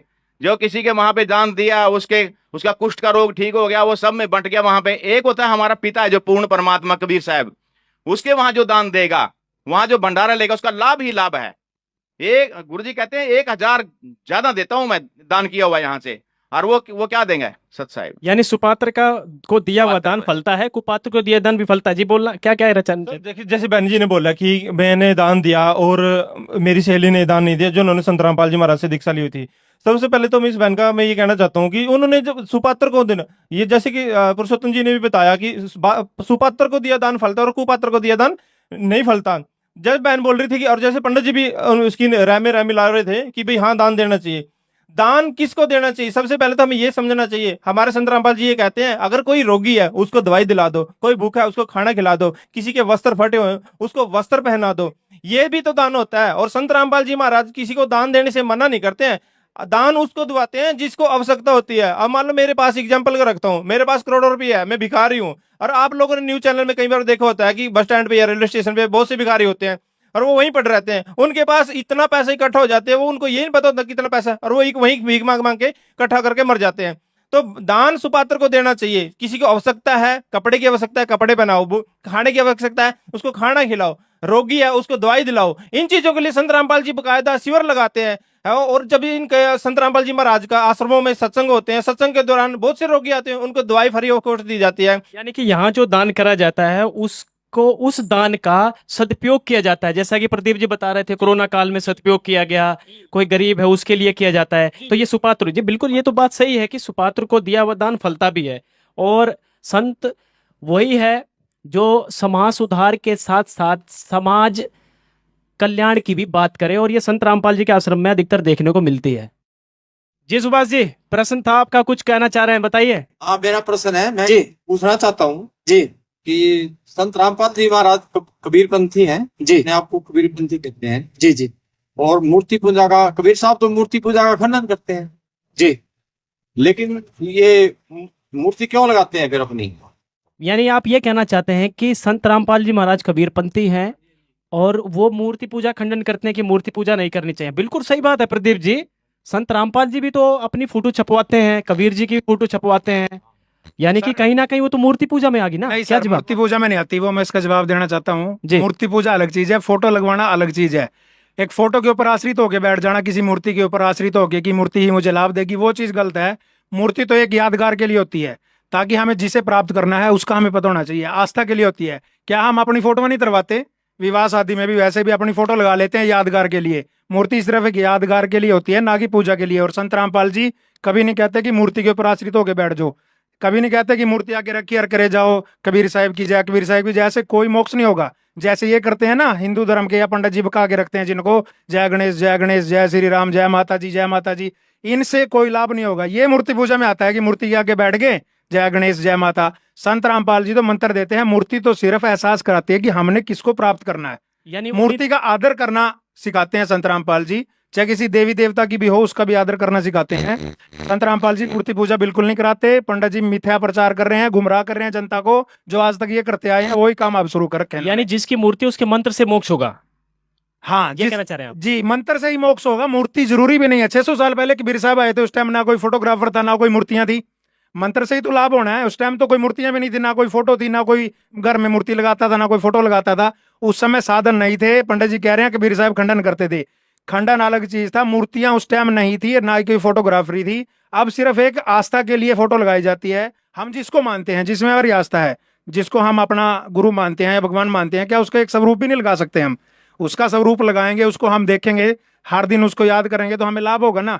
या उसके आगे बैठे रहो सारा दिन, रामपाल जी लाभ दे देना, रामपाल जी लाभ दे देना, ऐसे थोड़ी मोक्ष होगा। मोक्ष तो मंत्र से ही होगा। पंडित जी खुद भी परमित है, इन्होंने ठेका ले रखा है जनता को भ्रमित पंडित करने का। जी ये तो तुलसी साहिब ने भी कहा है, कलयुग केवल नाम आधारा, सुमर सुमर नर उतरे पारा। यानी सुमरण से बेड़ा पार होगा। वो किसका मंत्र कौन संत देता है ये तो मैं नहीं पता है, लेकिन जैसा प्रदीप जी कह रहे हैं कि जिसकी मूर्ति है उसके मंत्रों से ही मोक्ष होगा। कहीं ना कहीं ये जो बात फिट बैठ रही है तुलसी साहिब की वाणी से भी। तो चलिए चर्चा को आगे बढ़ाते हैं जी। और किसका? जी बताइए क्या नाम है? ममता है सर। क्या मैं निरंकारी पंथ से हूँ। क्या परमात्मा निराकार है? अगर निकार है तो क्या परमात्मा साकार है? अगर साकार है तो साबित करके दिखाओ। ये संत रामपाल के जितने शिष्य है, क्या परमात्मा साकार है? अगर साकार है तो साबित करके दिखाओ। यानी आपका मानना है निरंकारी पंथ जो है वो निराकार मानते हैं, साकार नहीं है भगवान। भगवान साकार नहीं है, निराकार है। निरंकारी पंथ से हैं ये बहन जी, क्या जवाब है इसका? कौन कह रहा है जी भगवान निराकार है? ये ममता जी बता रही हैं। अब इनके कहने से थोड़ी हो जाएगा। निरंकारी पंथ तो बहुत कुछ कहता है जो शास्त्रों में प्रमाण नहीं है। भगवान साकार है, सभी शास्त्रों में प्रमाण है। गीता जी में, बाइबल में, कुरान शरीफ में, गुरु ग्रंथ साहिब में। गुरु नानक देव जी ने तो स्पष्ट लिखा हुआ है, बागे कापड़ बोले बैण लंबा नक काले तेरे नैण। यानी चित्रण भी किया हुआ है कि परमात्मा के कैसे आंख हैं, कैसा शरीर है, कैसा चेहरा है, कैसे दांत हैं। और ये कह रहे हैं निरंकारी पंथ पूरा का पूरा गुरु ग्रंथ साहिब जी यानी कि गुरु ग्रंथ साहिब जी के ऊपर आधारित है, सिख पंथ से संबंधित रखता है। अब उसकी बात कोई नहीं मान रही है, उसके प्रमाणों कोई नहीं मान रहे हैं, तो इनका तो मनगढ़ंत पंथ है जी ये। क्या आपके गुरुजी दिखाते हैं कभी गुरु ग्रंथ साहिब या गीता जी? कभी दिखाई है? कभी जो वीडियो वगैरह चलाते हैं आप लोग, सत्संग कर जाते हैं, तो हमारे गुरुजी ने आपके गुरुजी ने दिखाया है क्या? हाँ दिखाया है। प्रमाण दिखाया कि गुरु ग्रंथ में ये लिखा है? मैं बताऊं जी क्या दिखाया है? ऐसे हाथ कर देते हैं, ऐसे ऐसे हाथ कर देते हैं। नहीं दिखाया। दिखाया इनको, ऐसे हाथ कर देते हैं। कोई पूछता है जी परमात्मा बताओ, फिर कैसा होता है? ऐसे हाथ कर देते हैं। इसके बीच में क्या दिखा? श्रद्धालु कहता है जी कुछ नहीं, कहा बस यही तो परमात्मा है। ये दिखाते हैं इनके निरंकारी वाले। मतलब शास्त्र से प्रमाण नहीं देते हैं। जी बताइए। थोड़ा एक और शंका यहाँ हो जाएगी पूरी। लोग ये कहते हैं कि संत रामपाल जी तो ब्रह्मा विष्णु महेश को मानते ही नहीं, ठीक है, वो मंदिर में नहीं जाने देते, वो कुछ करने नहीं देते। पंडित जी भी यही कह रहे थे कि मूर्ति पूजा खंडन करते हैं। मैं आपको एक प्रमाण देता हूँ जी। ये कमल हैं, तीनों देवा कमल दल बसे, ब्रह्मा विष्णु महेश, पहले इनकी वंदना फिर सुन सतगुरु उपदेश। ये कमल है, हमारे शरीर में कमल है ये, ना कि कोई मंदिर में बैठा है कहीं पे बैठा दिया ऐसे ही, कोई शिवलिंग गाड़ दिया वहां पे, कुत्ता भी मुझ जाता वहां। ये भगवान का अनादर कर रहे हैं, उससे भगवान दुखी होता है। ये तो हमारे शरीर में है, जिसको लोगों ने कुंडली भी बोला है, हम कमल बोलते हैं उसको। ये सारे उनका कमल ये दिया हुआ है इसके अंदर सारा। इसका परिचय कराएं सारी चीज से तो फिर बहुत लंबा समय लग जाएगा सत साहिब जी। ये बिल्कुल संत रामपाल जी महाराज यानी कि सभी देवी देवताओं जो आप दिखा रहे हैं फोटो, इनके मंत्र देते हैं बाकायदा। पहले मंत्र इन्हीं के मिलते हैं। कमल खोलेंगे फिर त्रिकुटी में जाएंगे हम। अच्छा। जैसे इंटरनेशनल एयरपोर्ट होता है त्रिकुटी, तभी हम जाएंगे, कमल खोलेंगे, इनका ऋण देना हमने सबका, तभी हमारे फिर वो आगे इंटरनेशनल एयरपोर्ट है, वहां 3 मार्ग हैं। फिर कोई कहाँ जाएगा, नरक में जाएगा, कोई काल के लोक में जाएगा, कोई सतलोक जाएगा। जो सतलोक की भक्ति करेगा कबीर साहब की, वो सतलोक चला जाएगा, मुक्ति हो जाएगी। प्रॉपर वे ऑफ वर्शिप है ये। लेकिन रमेश जी कह रहे थे कि एक पैर यहाँ पर दूसरा सचखंड पे, ये है विधि। देखिए किस तरीके से दिखा रहे हैं आप, प्रमाण नहीं दिखा पा रहे थे। देखिए ये जो अपना पंजाब है, इसमें कुछ भक्त आए थे तेरावास में हमारे प्रेमी, तो उन्होंने गुरु से तेरावास में बात की थी, पिताजी से, राम रहीम सिंह जी से भी। हमारे यहाँ तो 4 ही भक्त है, कैसे नाम चर्चा करे? और 2 भक्तों पे नाम चर्चा, कुछ पुस्तक पढ़नी आती है, 2 पे आती नहीं। तो ये तो जो टेकडाल रंगते हैं, जब बोलते हैं, तो हमारे पिताजी ने कहा मालिका की दा क्या उल्टा क्या सीधा, यानी जो मर्जी करो भगवान मिल जाएगा। हाँ भगवान मिलेगा। ऐसा नहीं है। इनके पिताजी जो कहते हैं, के शिष्य जो हैं कितने तरीके से बता रहे हैं। सुनो, इनके पिताजी जो कहते हैं वो मैं बताता हूँ भाई, आराम से करो। इनके पिताजी कहते हैं मैनू इश्क हो गया, मैनू इश्क हो गया, सा सतनाम नाल मस्ताने नाल। इनके पिताजी तो इन्होंने गाने गुणे सुना के, मीठी बातें बना के, उल्टी सीधी बातें बना के ही उलझा के रखते हैं। उसी में खुश हो रहे हैं ये, क्योंकि ये मन की खुराक है। मन तो चाहते हैं गाना, नाचना, देखना, सुनना। ये पहले थोड़ा वो ये कमलों के बाद हमारे गुरुजी सतनाम देते हैं श्वासों का। श्वासा पार्थ भेद हमारा, जो खोजे सो उतरे पारा। श्वास श्वास में नाम ले विरता, श्वास मत खो, ना जाने श्वास का आवन हो के ना हो। फिर सतनाम मिलेगा, 2 मंत्र का है वो। फिर सार नाम मिलेगा, फिर सार शब्द मिलेगा। यानी ये विधि है जी, ये विधि है। और किसी का कोई प्रश्न, कोई पूछना चाहेगा? जी बताइए, क्या नाम है जी आपका? सर मेरा नाम पूनम है। सर मेरा एक क्वेश्चन है इन लोगों से कि एक बार मैं अपनी सहेली के यहाँ गई, तो वहाँ ना उनके घर ना एक साधु बैठे हुए थे, तो उनकी पूरी फैमिली ने उनको हाथ दिखाया। तो मैंने भी सोचा क्यों ना मैं भी अपना हाथ दिखा दूं। जैसे मैंने उनको अपना हाथ दिखाया, तो जो भी उन साधु ने मेरे बारे में घटना बताई, वो सारी घटना सत्य सिद्ध हुई। क्या उन साधु संतों को ठीक नहीं मान सकते हम? जी बताइए, आप बताइए। प्रदीप जी कह रही हैं हाथ देखने से लाभ मिला है, क्या वो संत नहीं है हाथ दिखा जो देखते हैं? नहीं है सर, संत बिल्कुल भी नहीं। आप देखने कार संत का तो कोई मैच ही नहीं करता। क्यों? संत वो होता है जो शास्त्रानुसार भक्ति करा के आत्म कल्याण की बात करता है, मोक्ष की बात करता है और सर्व सुख देने की बात करता है। बहन जी ने हाथ दिखा दिया कि मेरा ये नुकसान होगा, मेरा टांग टूटेगी, मेरी भैंस मरेगी, वो नुकसान बचा थोड़ी है उनका। हाथ दिखाने से वो नुकसान टल गया और फिर तो माने भाई कुछ फायदा हुआ, इन्होंने हाथ दिखाया था और भैंस मरने से बच गई। उसने बता दिया और इनका नुकसान हो गया, उससे क्या लाभ मिला इनको, बल्कि और टेंशन बढ़ गई। जिस दिन होना था वो तो होना ही था, 1 महीना पहले पता लग गया, 1 महीना वैसे टेंशन बढ़ गई इनकी। संत रामपाल जी महाराज जी के यहाँ नाम लेने से ऐसी आपदाएं तो फ्री में टल जाती हैं, पता भी नहीं लगता भगत को कि हमारा कोई नुकसान होना था, वो ऐसे ही निकल जाती हैं। मेरा एक प्रश्न ये है, जैसे निरंकारी वाला भी प्रश्न उठा था निरंकारी पंथ से, ऐसे बहुत सारे धर्मगुरु हैं, निरंकारी हैं जो बाल योगेश्वर वाले भी हैं। वो कहते हैं कि अगर आपको कोई रोग लग जाता है तो अगर डॉक्टर कहता है कि जी प्रोटीन की जरूरत तो अंडा खा लीजिए, मांस खा लीजिए, यानी रोग नाश करने के लिए अगर कोई मांस खाना पड़ जाए तो वो संत कहते हैं खा सकते हैं। क्या संत रामपाल जी भी कोई ऐसा आदेश देते हैं? संत रामपाल जी ऐसा कोई आदेश नहीं देते जी, क्योंकि संत रामपाल जी महाराज की भक्ति विधि है जो शास्त्र अनुसार है और सच्ची भक्ति विधि है। संत रामपाल जी महाराज तो ये कॉन्फिडेंस देते हैं कि मेरे से नाम लो, आपके रोग मैं ही नाश कर दूंगा, इस भक्ति से नाश हो जाएंगे, अंडा मांस खाने की जरूरत ही नहीं। और ये रोग में नहीं है तो वैसे भी कहते हैं अंडा मांस खा लो, कुछ नहीं होता। ये धन धन सतगुरु वाले खड़े हैं यहाँ पे, ये क्या नाम है इनका, रमेश कह रहे थे आप, जी। राम कुमार जी, ये बीड़ियां पीते हैं, सुट्टे मारते हैं, आगे पिताजी की फोटो पीछे पवर रख लेते हैं। इनको तो बिना रोग के भी खाने पीने की छूट है जी, रोग की तो बात छोड़ दो आप। और निरंकारी वाले भी कहते हैं आप विदेश गए हो, कहीं खाना नहीं मिलता, आप मांस खा ले, तो इनको भगवान पे भरोसा नहीं है। क्या भगवान अपने भगत को भूखा मरने देगा, या क्या वो बीमारी नहीं ठीक करेगा? क्या जब इनसे कोई लाभ ही नहीं मिल रहा तो क्यों चिमड़ रहे, उनको छोड़ दो। संत रामपाल जी महाराज सही भक्ति बता रहे हैं और सभी सुख दे रहे हैं। जी बोलिए सर। मेरा सवाल ये है कि जो ऐसे इलाके हैं जहाँ पे पेड़ पौधे वनस्पति है नहीं, जैसे मतलब कि समुद्र के पास लोग मच्छी खाते हैं वहाँ और उसके अलावा कुछ है नहीं, तो वहाँ क्या करेंगे संत रामपाल जी महाराज? करेंगे क्यों नहीं, इसका जवाब देता हूँ। संत रामपाल जी महाराज ही सब कुछ करेंगे। बाइबल में प्रमाण है, परमात्मा ने 6 दिन में सृष्टि रची और 7वें दिन विश्राम किया और सिर्फ खाने के लिए बीज वाले फल पेड़ पौधे ही खाने के लिए दिए। उस समय कोई मांस, शेर को भी मांस खाने का प्रावधान नहीं था उस समय में। राजा अम्बरीश के समय में देख लो आप, बकरी और शेर एक जगह पे पानी पीते थे, शेर भी मांस नहीं खाते थे।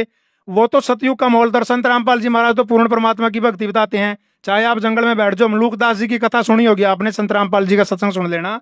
वो पेड़ पे चढ़ के बैठ गए थे कि देखता हूँ मेरे को आज कौन खाना खिलाएगा, तो परमात्मा तो मार मार के खाना खिलवा देते हैं। आप जाके तो देखो बालाजी वाले, एक बार आप कहीं बैठ के देखो, परमात्मा फिर करते हैं कैसे दया। कहने का तात्पर्य जहाँ पर अनाज नहीं होता, जैसे पहाड़ी इलाका हो गया, वहाँ पे कुछ लोग मांस का सहारा लेते हैं, क्या वहाँ सर अनाज पैदा हो जाएगा? सर एक बात सुनो, वहाँ पे अनाज क्यों नहीं होता? क्योंकि भक्तिहीन हो गए लोग, शास्त्र अनुसार साधना नहीं कर रहे, सत्कर्म नहीं कर रहे। कहीं उपजाऊ जमीन नहीं होती ना, क्या संत रामपाल जी वहाँ कर देंगे ऐसा? बिल्कुल कर देंगे जी। शास्त्र अनुसार भक्ति करोगे तो सतयुग जैसा माहौल होएगा, वातावरण शुद्ध होएगा, जमीनें उपजाऊ हो जाएंगी, असमय ना बारिश होगी, समय पे सारा कुछ होएगा, असमय ना बाढ़ आएगी, ना असमय सूखा पड़ेगा, समय पे सारा कुछ होएगा तो खेत खलियान हरियाली सब कुछ भर जाएगी।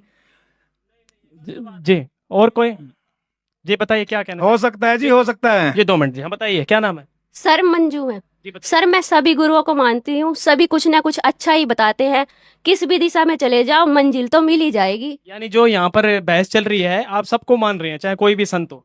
यस सर, सभी को मानते हैं, किसी दिशा में चली जाओ मंजिल मिल ही जाएगी। जब आपने चंडीगढ़ की तरफ जाना है, यहाँ से उत्तर दिशा में चंडीगढ़ है और आप कर्नाटक की तरफ चल दो, कैसे दिशा मिल जाएगी बताओ मेरे को? आप तो भ्रमित हो जाओगे, वहां 1 महीना 10 दिन घूम फिर के कहोगे मेरे को तो पागल बना दिया। जो ये अन्य संत हैं, दिशा कैसे मिलेगी? देखो शास्त्र हमारी दिशा है, शास्त्र हमारा मैप है सतलोक में जाने का, भक्ति करने का। अब आप शास्त्र अनुसार नहीं करोगे तो कैसे दिशा मिल जाएगी? कोई बच्चा स्कूल में पढ़ता है, उसको बता दिया 2 और 2 4 होते हैं, और कोई सिर्फ मेरे जैसा कह दे 2 और 2 5 कह दो, 6 कह दो, 8 कह दो, पास तो हो ही जाना। कैसे पास हो जाएगा?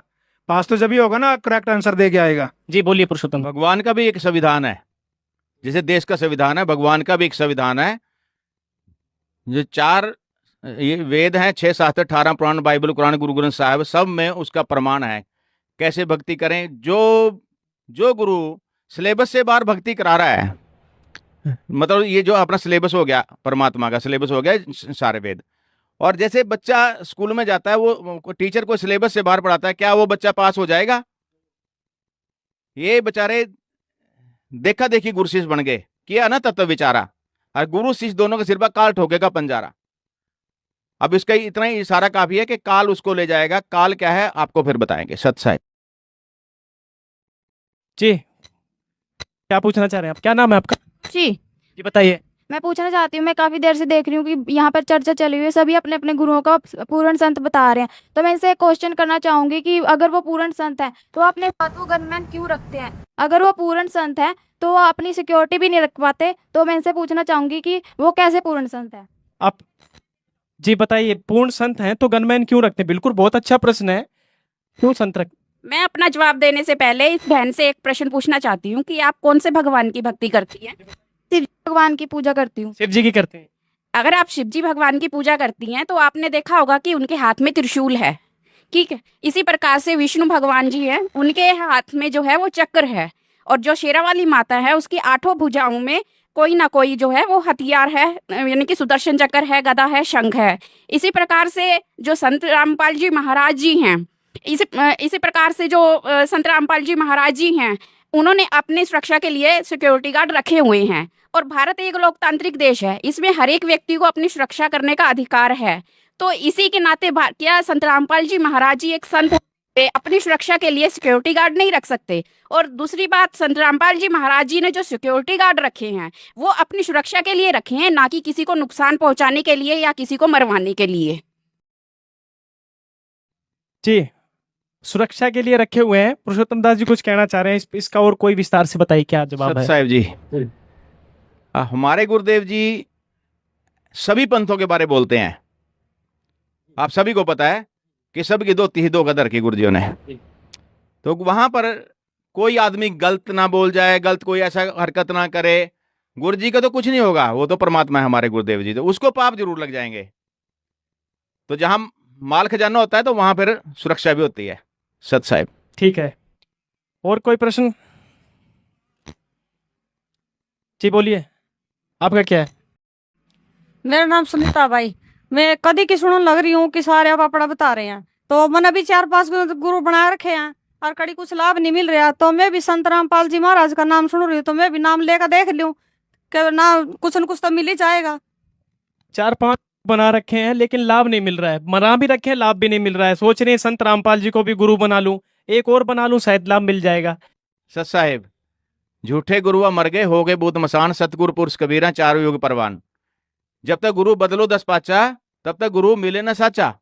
मैंने भी 4 गुरु बदले हुए हैं। आप सच्चा गुरु बनाइए तो आपको वहां से लाभ मिलना शुरू हो जाएगा। यहाँ की जितनी भी सुविधा, जब तक आपका जीवन है, सारी सुविधा मिलेगी।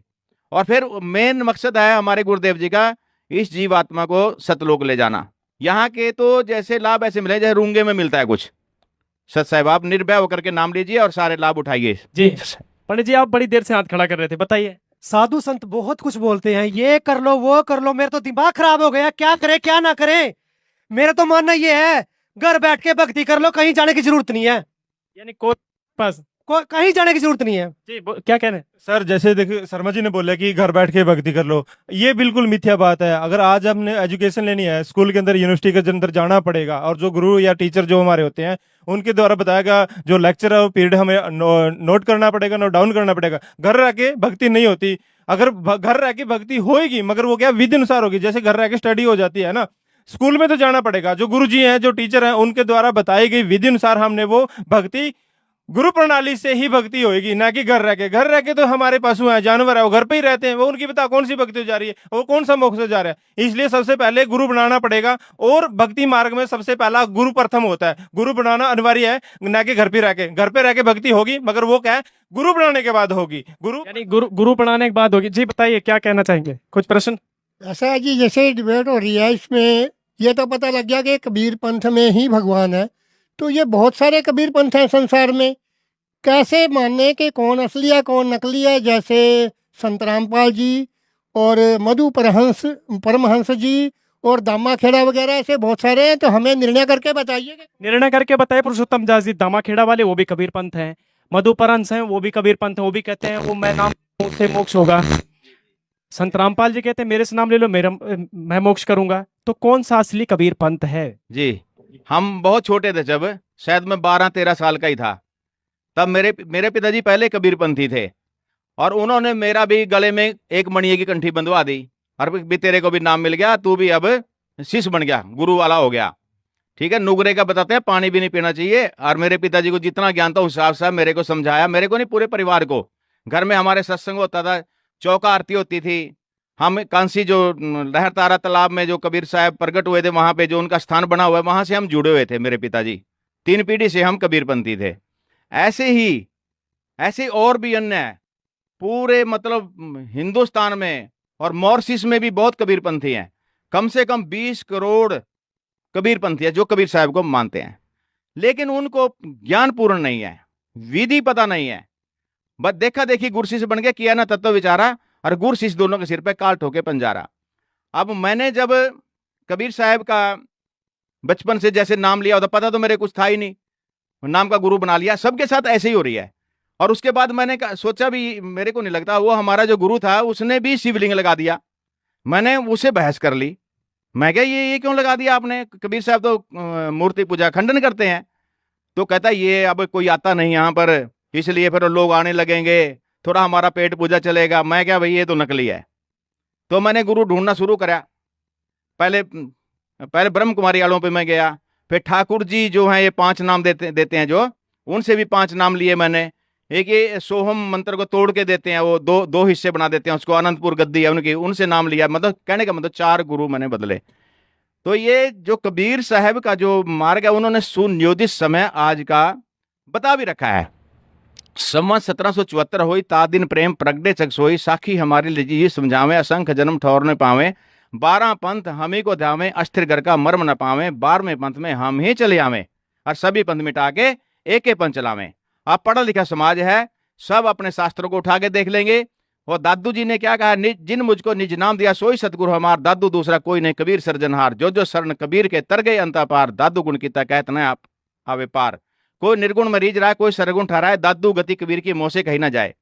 ऐसे ही सभी संतों, 1 दर्जन संत तो ऐसे हैं, गरीबदास जी महाराज, धर्मदास जी महाराज, मलूकदास जी महाराज, घीसा संत जी महाराज, दादू जी महाराज, सब ने अपनी वाणी में पूरा प्रमाण कर रखा है कि कबीर साहेब परमात्मा है। और उनका फिर आपने चेक करना, नाम लेके देखो, तुरंत लाभ मिलना शुरू हो जाएगा। कहीं से किसी को कैंसर का रोग भी है, कोई भयानक रोग से ग्रसित है, बीमारी से, आप यहां से नाम लीजिए, आपको पता लग जाएगा वो पूर्ण परमात्मा कबीर साहब क्या शक्ति है। हमारे गुरुदेव जी उन्हीं के बारे में तो बता रहे हैं जो ज्ञान छुपा हुआ था, किसी को नहीं पता। कितने मठ हैं बने हुए बाहर कबीर साहब के नाम पे, बहुत जमीनें उनके नाम है। सब सिर्फ यहां तक सीमित हो गए कि अपना पेट पूजा चल रहा है, बस अपना टाइम पास कर रहे हैं। संत रामपाल जी कबीर दास जी को यानी कबीर जी को एक पूर्ण परमात्मा मानते हैं। अन्य जो धर्म गुरु हैं, जैसे कबीर पंथ है जो आपने कहा, 12 पंथ जो चलाए, जो बाणी बोली थी आपने, तो और पंथ चले हुए, वो कबीर को क्या मानते हैं? हाँ, वो मैंने पहले जो बाणी बोली थी आपको, काल कह रहा 12 पंथ करूं मैं साजा, नाम तेरा ले करे आवाजा। आपको रोकूंगा, ये काल बार बार आप कह रहे हैं ये काल ऐसा है, काल ऐसा, ये काल कौन है? क्या ये काल कह के ऐसा तो नहीं कि संत रामपाल जी डरवा रहे हो जनता को काल करके और मेरे से नाम ले लेंगे? ये काल क्या है? बिल्कुल सही पूछा आपने, गीता में भी लिखा हुआ है, उस संवाद में आ रहा है कि मैं बड़ा हुआ काल हूं, सबको खाने आया हूं। अर्जुन पूछता है कि आप सबको क्यों खा रहे हो? ये तो भक्ति कर रहे हैं, कोई हनुमान जी आपके जाड़ों में लटके हैं, रेवता श्रीखर बड़ी पुण्यात्मा, सब आपके मुंह में जा रहे हैं। उसने 1000 मुंह बना लिए, वहां पर 1000 पैर बना लिए, वो 67 कला संपूर्ण है। ब्रह्मा विष्णु महेश 16 कला संपूर्ण है। दुर्गा 64 कला संपूर्ण है। काल भगवान 1000 कला संपूर्ण है। और पूर्ण परमात्मा असंख्य कला के स्वामी है, असंख्य कला जिसकी कोई गिनती नहीं। अब वो उसमें कह रहा है 11 के 32 में कह रहा है कि मैं बड़ा हुआ काल हूं, सबको खाने आया हूं। तो कबीर परमात्मा भी यही उनकी वाणी समर्थन कर रही है। 3 लोक पिंजरा भया, पूर्ण पाप 2 जाल, सभी जीव भोजन भय, खाने वाला काल। एक पापी एक पुण्य आए के सुम दलेल वे, बिना भजन कोई काम नहीं, सब है यम की जेल वे। हम काल की परिभाषा को पहले जान जाइए आप। जब आपको काल की परिभाषा आपको समझ में आ जाएगी, फिर दयाल की भी आ जाएगी। यानी जो दुख देता है यहाँ पे सब काल देता है। हाँ, बिल्कुल दुख देता है। दयाल तो कोई और है, तो काल है। दयाल कौन है? दयाल कबीर परमात्मा है। ठीक है, ये यानी कि ये जो प्रश्न आता है कि मारने वाले से बचाने वाले का हाथ बड़ा है, यानी मारने वाला काल है, बचाने वाला दयाल है कबीर जी। बिल्कुल बिल्कुल ठीक है जी। अब आप उस पर चर्चा पे आइए कि कबीर पंथ में जो 12 पंथ चले हुए हैं, असली संत रामपाल जी हैं, ये करेंगे आप? हाँ, वो उसमें उसका थोड़ा मेरे बाणी जितनी की भी याद है मैं बताता हूँ, उनकी तो बहुत बाणी है। 12 पंथ करूं मैं साजा, नाम तेरा ले करे आवाजा, 12 पंथ से नाम जो ले मेरे मुख में आन समोई। जैसे गीता ज्ञान में सब कह रहे हैं अभी जिसके जो पूर्ण परमात्मा की भक्ति नहीं करते, मोक्षदायक भक्ति जिसके पास नहीं है, वो तो मेरा ही ग्रास बनेंगे। ऐसे ही अर्थ यहाँ उसका बन रहा है। ये द्वादश पंथ करो मैं साजा, नाम तेरा ले करे आवाजा, द्वादश पंथ से नाम जो लेर मेरे मुख में आन समोई। और अनेक पंथ चलाऊं, ये काल कहता है अनेक पंथ और भी चला दूंगा, ऐसा भ्रमित ज्ञान फैलाऊं। प्रथम दूत मम प्रकटे जाहि, पीछे संत तुम्हारा आई, कहा तुम्हारा फिर जीव नहीं माने, हमरी और होई बाद बखाने। मैं दृढ़ फंदा रची बनाई, जामे जीव रहे उलझाई। मैं एक फंदा रचूंगा भक्ति रूपी, उसमें सब जीव फंस जाएंगे। ये प्रमाण है कहीं? हाँ प्रमाण है। फिर कहता है आगे, जो गुरुओं से बचेंगे, नकली गुरुओं से बचेंगे, कह रहा देवल देव पसान पुजाई, और तीर्थ व्रत जब तब मन लाई, यज्ञ होम और नेम आचारा, और अनेक फंद में डारा, जो ज्ञानी जाओ संसारा, और जीव ना माने कहा तुम्हारा। चैलेंज कर रहा है काल कबीर परमात्मा, कहते मैंने सब ही लगा दिए, सबके गुरु बनवा दिए। अब उसमें ये कह रहा देवल देव पसान पुजाई, जो बचेंगे देवल देव पसान पत्थर पुजवाऊंगा उनसे, सब ही लगा दिया मैंने। फिर कबीर परमात्मा कहते हैं, कहें कबीर सुनो अन्यायी, काटू फन जीव ले जाई, जेतिक फन तुम रचे विचारी, तत्व ज्ञान से सबे बिंडारी, जौन जीव हम सब दर्डावा, और वाके सकल सा फंद मुकावा, ताके निकट तू काल नहीं आवा, संधि देख ताके सिर नावा। और काल क्या चीज है? काल क्या करता है? माया आदि निरंजन भाई, अपने जामे आपे खाई, शिखर सुन में धर्म अन्यायी, जिन शक्ति डायन मैल पठाई, लाख ग्रास सै नित उड़दूती, और माया आदि तख्त की कुत्ती, 1.25 लाख घड़ी नित भांडे, हंसा उत्परि परले डांडे, ये हरट का कुआ लोई, या गलबंदा है सब कोई, कीड़ी कुंजर और अवतारा, अरे डोर बंदे कई बारा, अरब अलील इंद्र होए भाई, अरे डोर बंदे सब आई, बर्मादिक सुक्रादिक देवा, अरे डोर बंदे सब खेवा। यानी काल की डोर में सब बंदे हैं, सब बंदे हैं। कहता है उसमें अरब अलील इंद्र हो भाई, अरबों इंद्र हो गए जालिए यहाँ, अरब अलील इंद्र हो भाई, अरे डोर बंदे सब आई। तो यहाँ पे सब बंधे हुए हैं इसमें। इंद्र दा काग दिविष्टा ना भोगा इंद्राणी नु, हम तो मतलब परमात्मा की इतना ज्ञान हो गया, हम तो इंद्र भी नहीं बनना चाहते, उसको भी यहाँ आकर गधे से उसका जन्म स्टार्ट होगा। इसी को मोक्ष का ज्ञान बोलते हैं, मोक्ष का ज्ञान किसी को भी नहीं है। यानी कि जो आपने 12 पंथ बताया था, 12वां पंथ प्रकट हो जा रहा, ये प्रदीप दास जी क्या मतलब 12वें पंथ प्रकट हो जा रहा, ये अब सवाल की वाणी है? सवाल ये आया था, ये कबीर साहब जी की वाणी है। सवाल ये आया था, धर्मदास जी ने लिखा था कि हम कैसे विश्वास करें कि सही कबीरपंथी कौन है, संत रामपाल जी हैं या मधु परमहंस हैं या दामा खड़े वाले हैं। सवाल ये था। तो इसके आधार पर जैसे पुरुषोत्तम जी बता रहे थे, उसमें थोड़ा सा आगे मैं बताना चाहता हूँ कि सही कबीर पंथ की पहचान करने के लिए हमें ये पैमाना अपनाना पड़ेगा कि कबीर साहब ने जो मार्ग बताया उस पर कौन सही चल रहा है और चलवा रहा है। बिल्कुल आप उसका प्रमाण देख सकते हैं, हमारे शास्त्रों में देख सकते हैं, कबीर सागर में देख सकते हैं। अब ये मधु परमहंस वाले जी कबीर साहब को तो मानते हैं, केवल सतगुरु मानते हैं, कबीर साहब को सतगुरु मानते हैं। ऐसे दामा खड़े वाले सतगुरु मानते हैं, भगवान नहीं मानते। और जो ये विधि बताते हैं कबीर साहब के विपरीत बताते हैं। कबीर साहब ने जो मंत्र दिए या जिन मंत्रों का जाप करवाया उसके अनुसार वो करते नहीं, अपनी मर्जी से मंत्र कर रहे हैं। संत रामपाल जी वही भक्ति बताते हैं जो कबीर साहब की यथार्थ भक्ति है, जो पीढ़ी दर पीढ़ी चली हुई आई है, और संत रामपाल जी महाराज उसको करवा रहे हैं।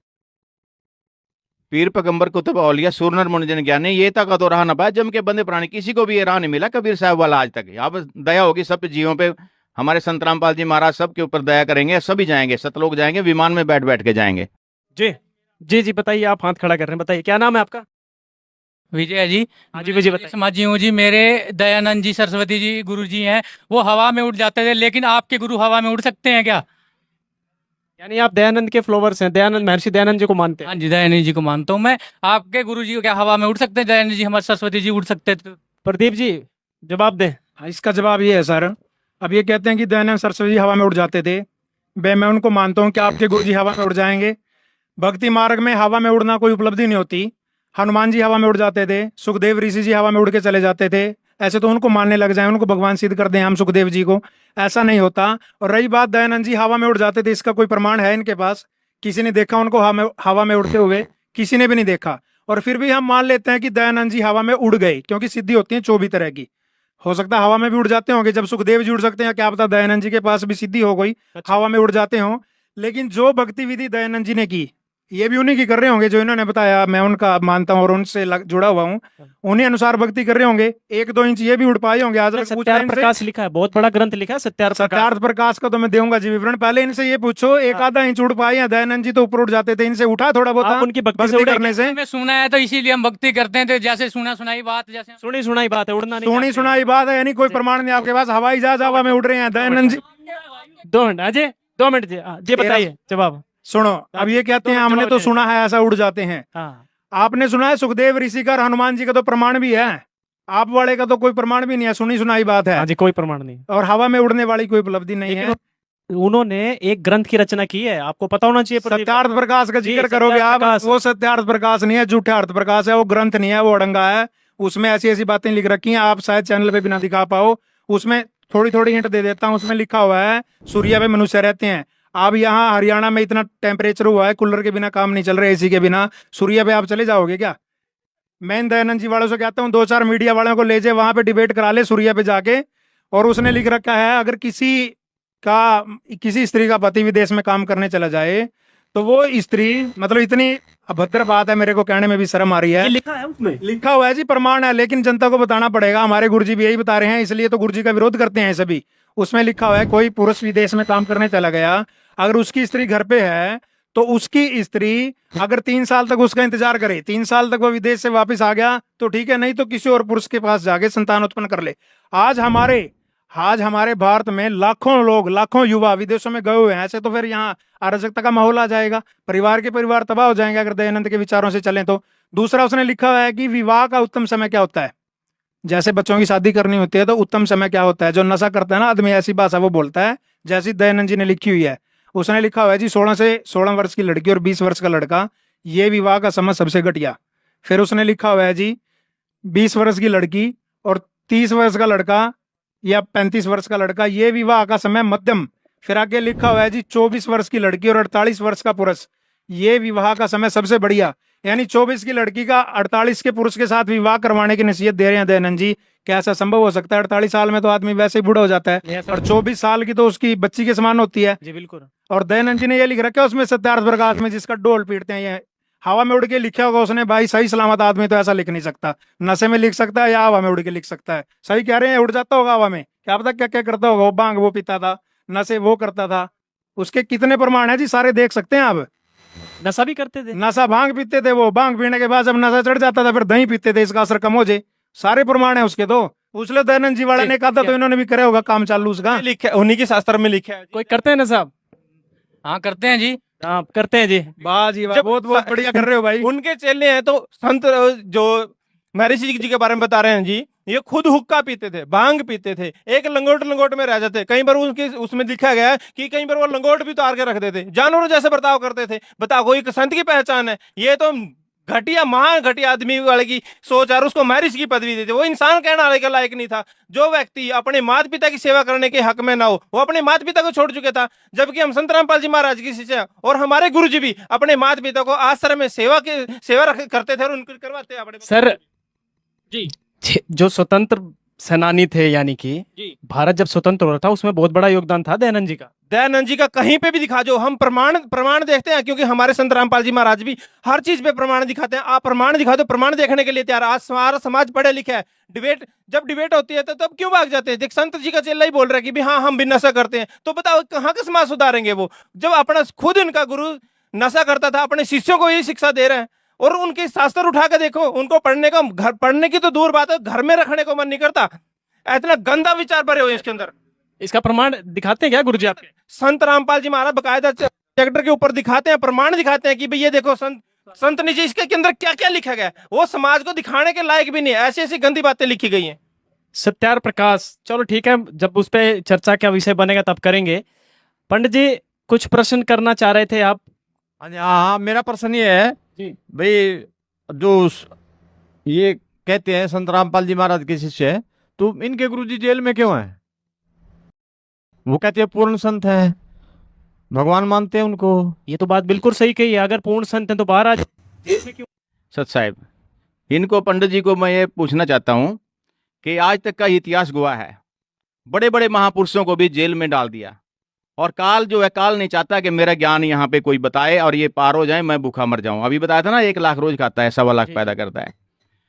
तो ये काल ही यहाँ पे सबको भ्रमित करके ऐसे ऐसे चक्कर चलाता है। यहाँ पर जैसे ईसा मसीह जी थे, उसको दीवार में किल्ले ठोक करके मृत्यु दंड दिया गया, ठीक है जी।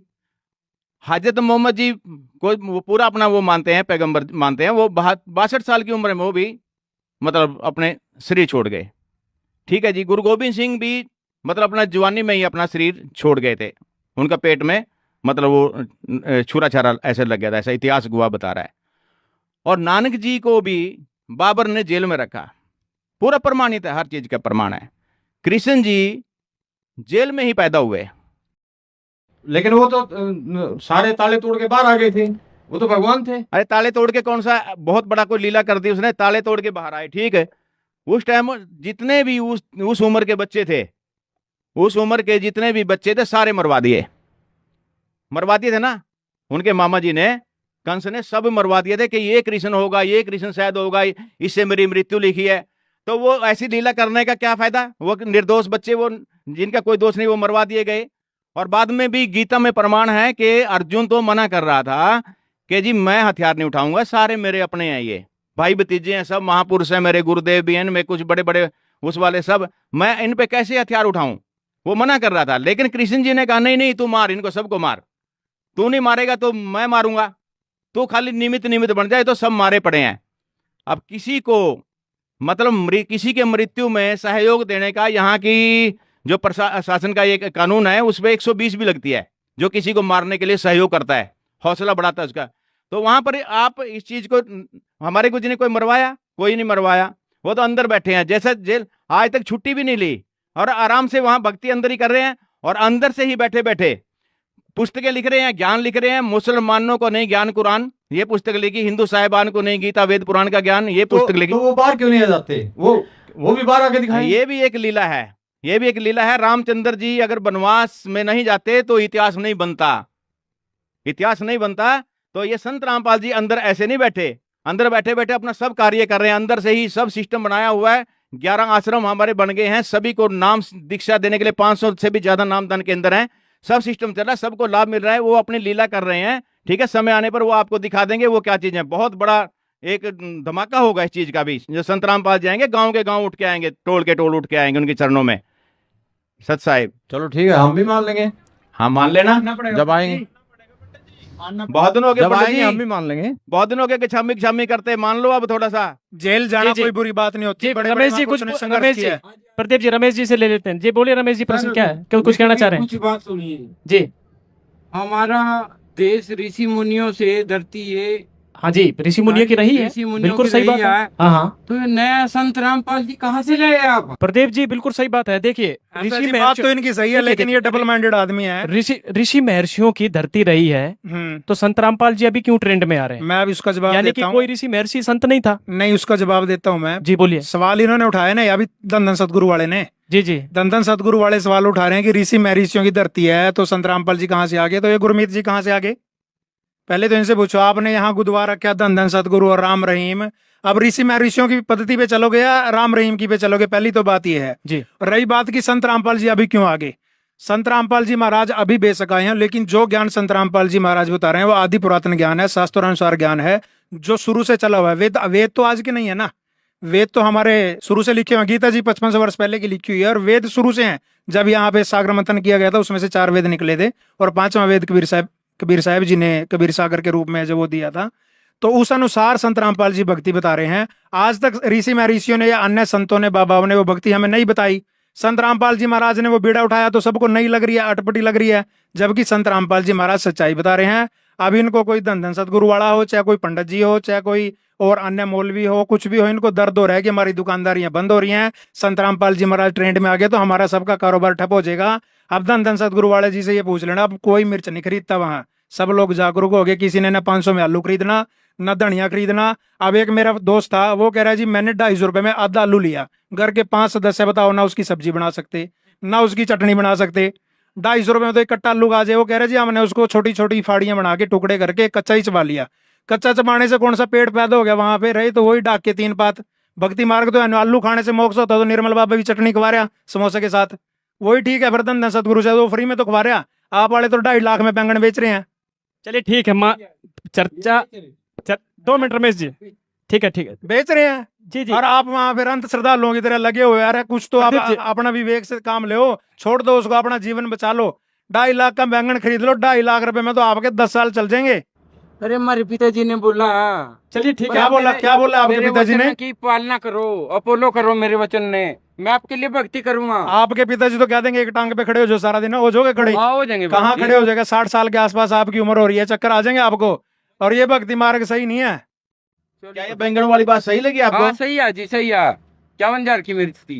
51,000 की आपने खरीदी अरे है? भगत जी ये तो क्या बात कही, मैंने अपना घर बार दांव पे लगा दिया था, स्टाम्प पेपर पे लगवा चलिए ठीक दिया है, था। चर्चा मेरे चर्चा घर वाली बढ़ाते नहीं आगे। थी, थोड़ा कोई आसान करा। देखिए, बहस का मुद्दा मत बनाइए, बहस का मुद्दा मत बनाइए। 2 मिनट ठीक है। प्रदीप जी, कहीं ना कहीं संत रामपाल जी महाराज जी के शिष्य प्रमाण सहित सब कुछ बता रहे हैं।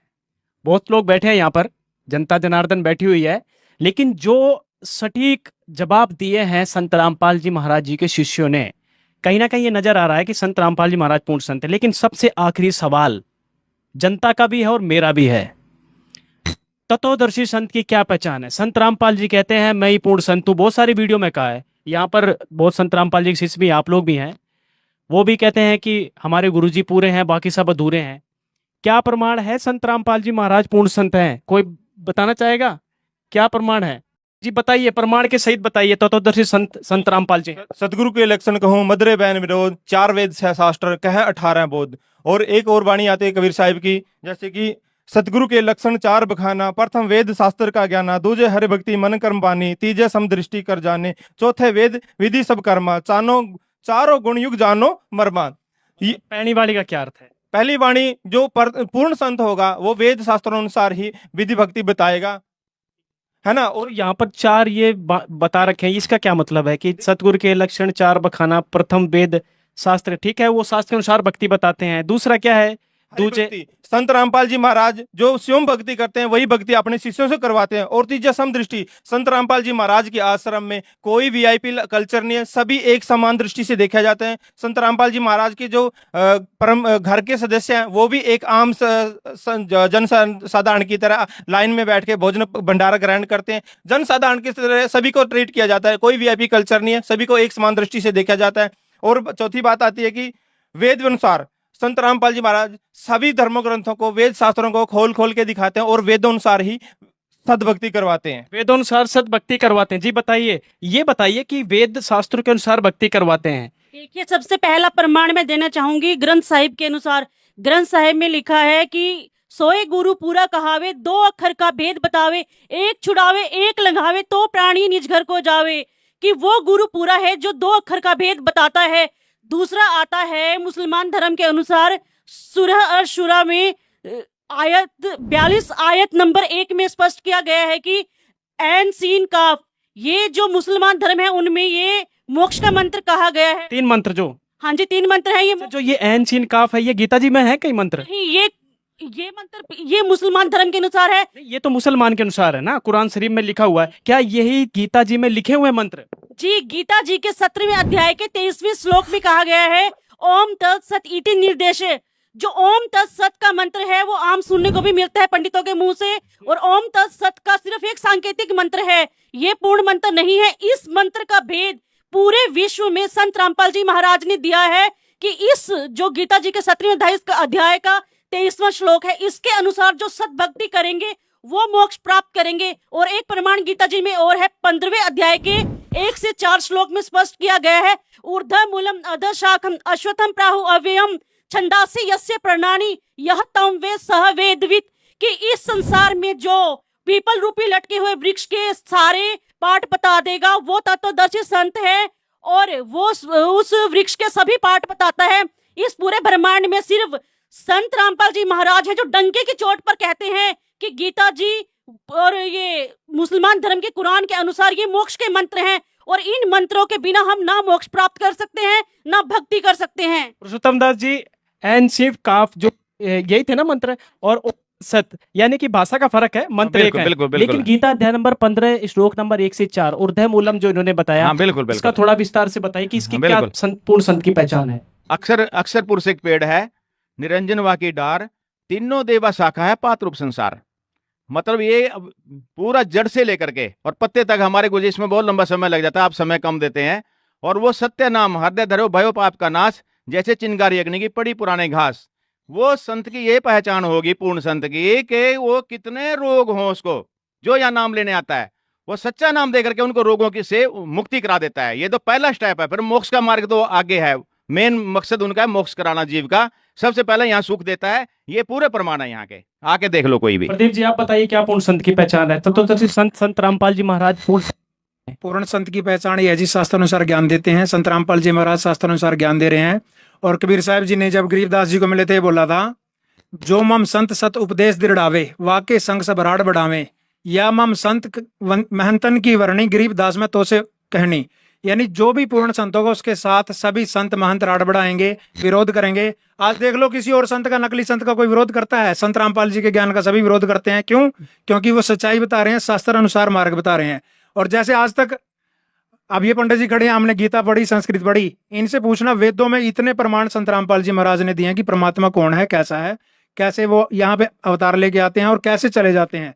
पंडित जी को तो यही नहीं पता होगा कि यजुर्वेद अध्याय नंबर 36 मंत्र नंबर 3 एक श्लोक है, उसमें भूर्भुवः स्वः तत्सवितुर्वरेण्यम भर्गो भवस्य देवई धियो यो न प्रचोदयात्। ये स्कूल में भी पढ़ते होंगे सभी। अब उसके आगे ओम मंत्र लगा रखे हैं इन सभी ने पंडितों ने या और मंडलेश्वरों ने ओम लगा रखे, जबकि उसके अंदर आप पढ़ के देखना, उसके अंदर ओम नहीं है, वो भूर्भुवः से शुरू है। संत रामपाल जी महाराज ने सभी ग्रंथों का, सभी वेदों का, शास्त्रों का अनुवाद जो था जैसा था वैसा ही करके दिखा दिया। और ये फिर भी कहते हैं संस्कृत नहीं पढ़नी आती। उन्होंने तो संस्कृत छोड़ो, बाइबल, कुरान, गुरु ग्रंथ साहिब, पंजाबी, तेलुगु, तमिल सब पढ़नी आती है पंडित जी। आपको तो संस्कृत छोड़ो, हिंदी भी नहीं पढ़नी आती, उसमें ओम नहीं लिखा हुआ, फिर भी धक्के से ओम चिपका दिया। संत रामपाल जी महाराज ने सभी शास्त्रों का अनुवाद सही किया है, वो तत्वदर्शी संत हैं जी। और कोई बताना चाहेगा? तत्वदर्शी संत संत रामपाल जी महाराज ही हैं, क्या प्रमाण है? तत्वदर्शी संत रामपाल जी महाराज है, इसमें कोई दो राय नहीं है। क्योंकि पूर्ण संत की पहचान प्रथम तो ये होती है कि जिसको पूर्ण ज्ञान है सभी वेदों का, सभी शास्त्रों का, सभी पुराणों का। और संत रामपाल जी महाराज जी पूरे वर्ल्ड में एक ऐसे संत है जिनको वेदों, पुराणों और शास्त्रों का ज्ञान है। और दूसरी तत्वदर्शी संत की पहचान ये है जो संसार रूपी उल्टे लटके हुए वट रूपी वृक्ष को जड़ से लेकर पत्ते, टहनियां सब कुछ बता देता है, तो वो तत्वदर्शी संत है। और संत रामपाल जी महाराज जी की वाणी है, अक्षर पुरुष एक पेड़ है, निरंजन वाकी डार, तीनों देवा शाखा भाई, ये पात रूप संसार। तो संत रामपाल जी महाराज जी अपने सत्संगों में ये चित्र संसार रूपी उल्टा लटके हुए पीपल के वृक्ष को दिखाते हैं और तना, जड़, पत्ते, डार सब कुछ अलग अलग बताते हैं। और संत रामपाल जी महाराज जी जो है वेदों अनुसार शास्त्र भक्ति बताते हैं, वेदों अनुसार शास्त्र अनुसार भक्ति बताते हैं। और जी बोलिए। जैसे अभी मुसलमान धर्म और हिंदू धर्म के अनुसार विस्तार में कहा गया है, एक क्रिश्चियन में जो बुक आती है वहां पर लिखा गया है, जीसस जी कहते हैं कि I am not God, I am son of God, कि मैं भगवान नहीं हूं, मैं भगवान का भेजा गया पुत्र हूं। और इन सब के आपको प्रमाणित करके बता दिया जाएगा कि आखिर में पूर्ण संत कौन है। दर्शकों, कुल मिलाकर जो चर्चा थी, लास्ट में यही निष्कर्ष निकला कि संत रामपाल जी महाराज जी के शिष्यों ने प्रमाण सहित, प्रमाण का मतलब कबीर जी की वाणी से, नानक जी की वाणी से, गुरु ग्रंथ साहिब के अंदर से, अपने पवित्र धर्म शास्त्रों के अंदर से, मुसलमान धर्म पवित्र शास्त्रों के अंदर, सभी धर्मों के शास्त्रों के अंदर से ये प्रमाणित कर दिया है कि संत रामपाल जी महाराज ही आज पूरी पृथ्वी में पूर्ण संत हैं। तो कुल मिलाकर चर्चा अब समापन की तरफ है और मैं जनता से यही अनुरोध करना चाहूंगा कि आंख बंद करके किसी भी धर्म गुरु के पास मत जाइए। आपके हाथ में फैसला है, अब आपने निर्णय लेना है पूर्ण संत कौन है, असली कौन है, नकली कौन। क्योंकि जैसा कि पुरुषोत्तम दास जी ने भी कहा था कि जब तक गुरु मिले ना साचा तब तक गुरु करो 10 पांचा। यानी कि गुरु कहीं कर लिए हैं तो एक गुरु और बना के देख लीजिए, लेकिन अच्छी तरह पानी पियो छान के, गुरु करो जान के। अब आपके हाथ में फैसला है किसको गुरु बनाना है। तो दीजिए इजाजत, फिर मिलेंगे किसी नए मुद्दे के साथ। धन्यवाद, नमस्कार। बंदी छोड़ सतगुरु रामपाल जी भगवान जी की जय हो। यहाँ पर नारे लगा रहे हैं, छोड़ सतगुरु रामपाल जी भगवान जी की जय हो। सत साहेब।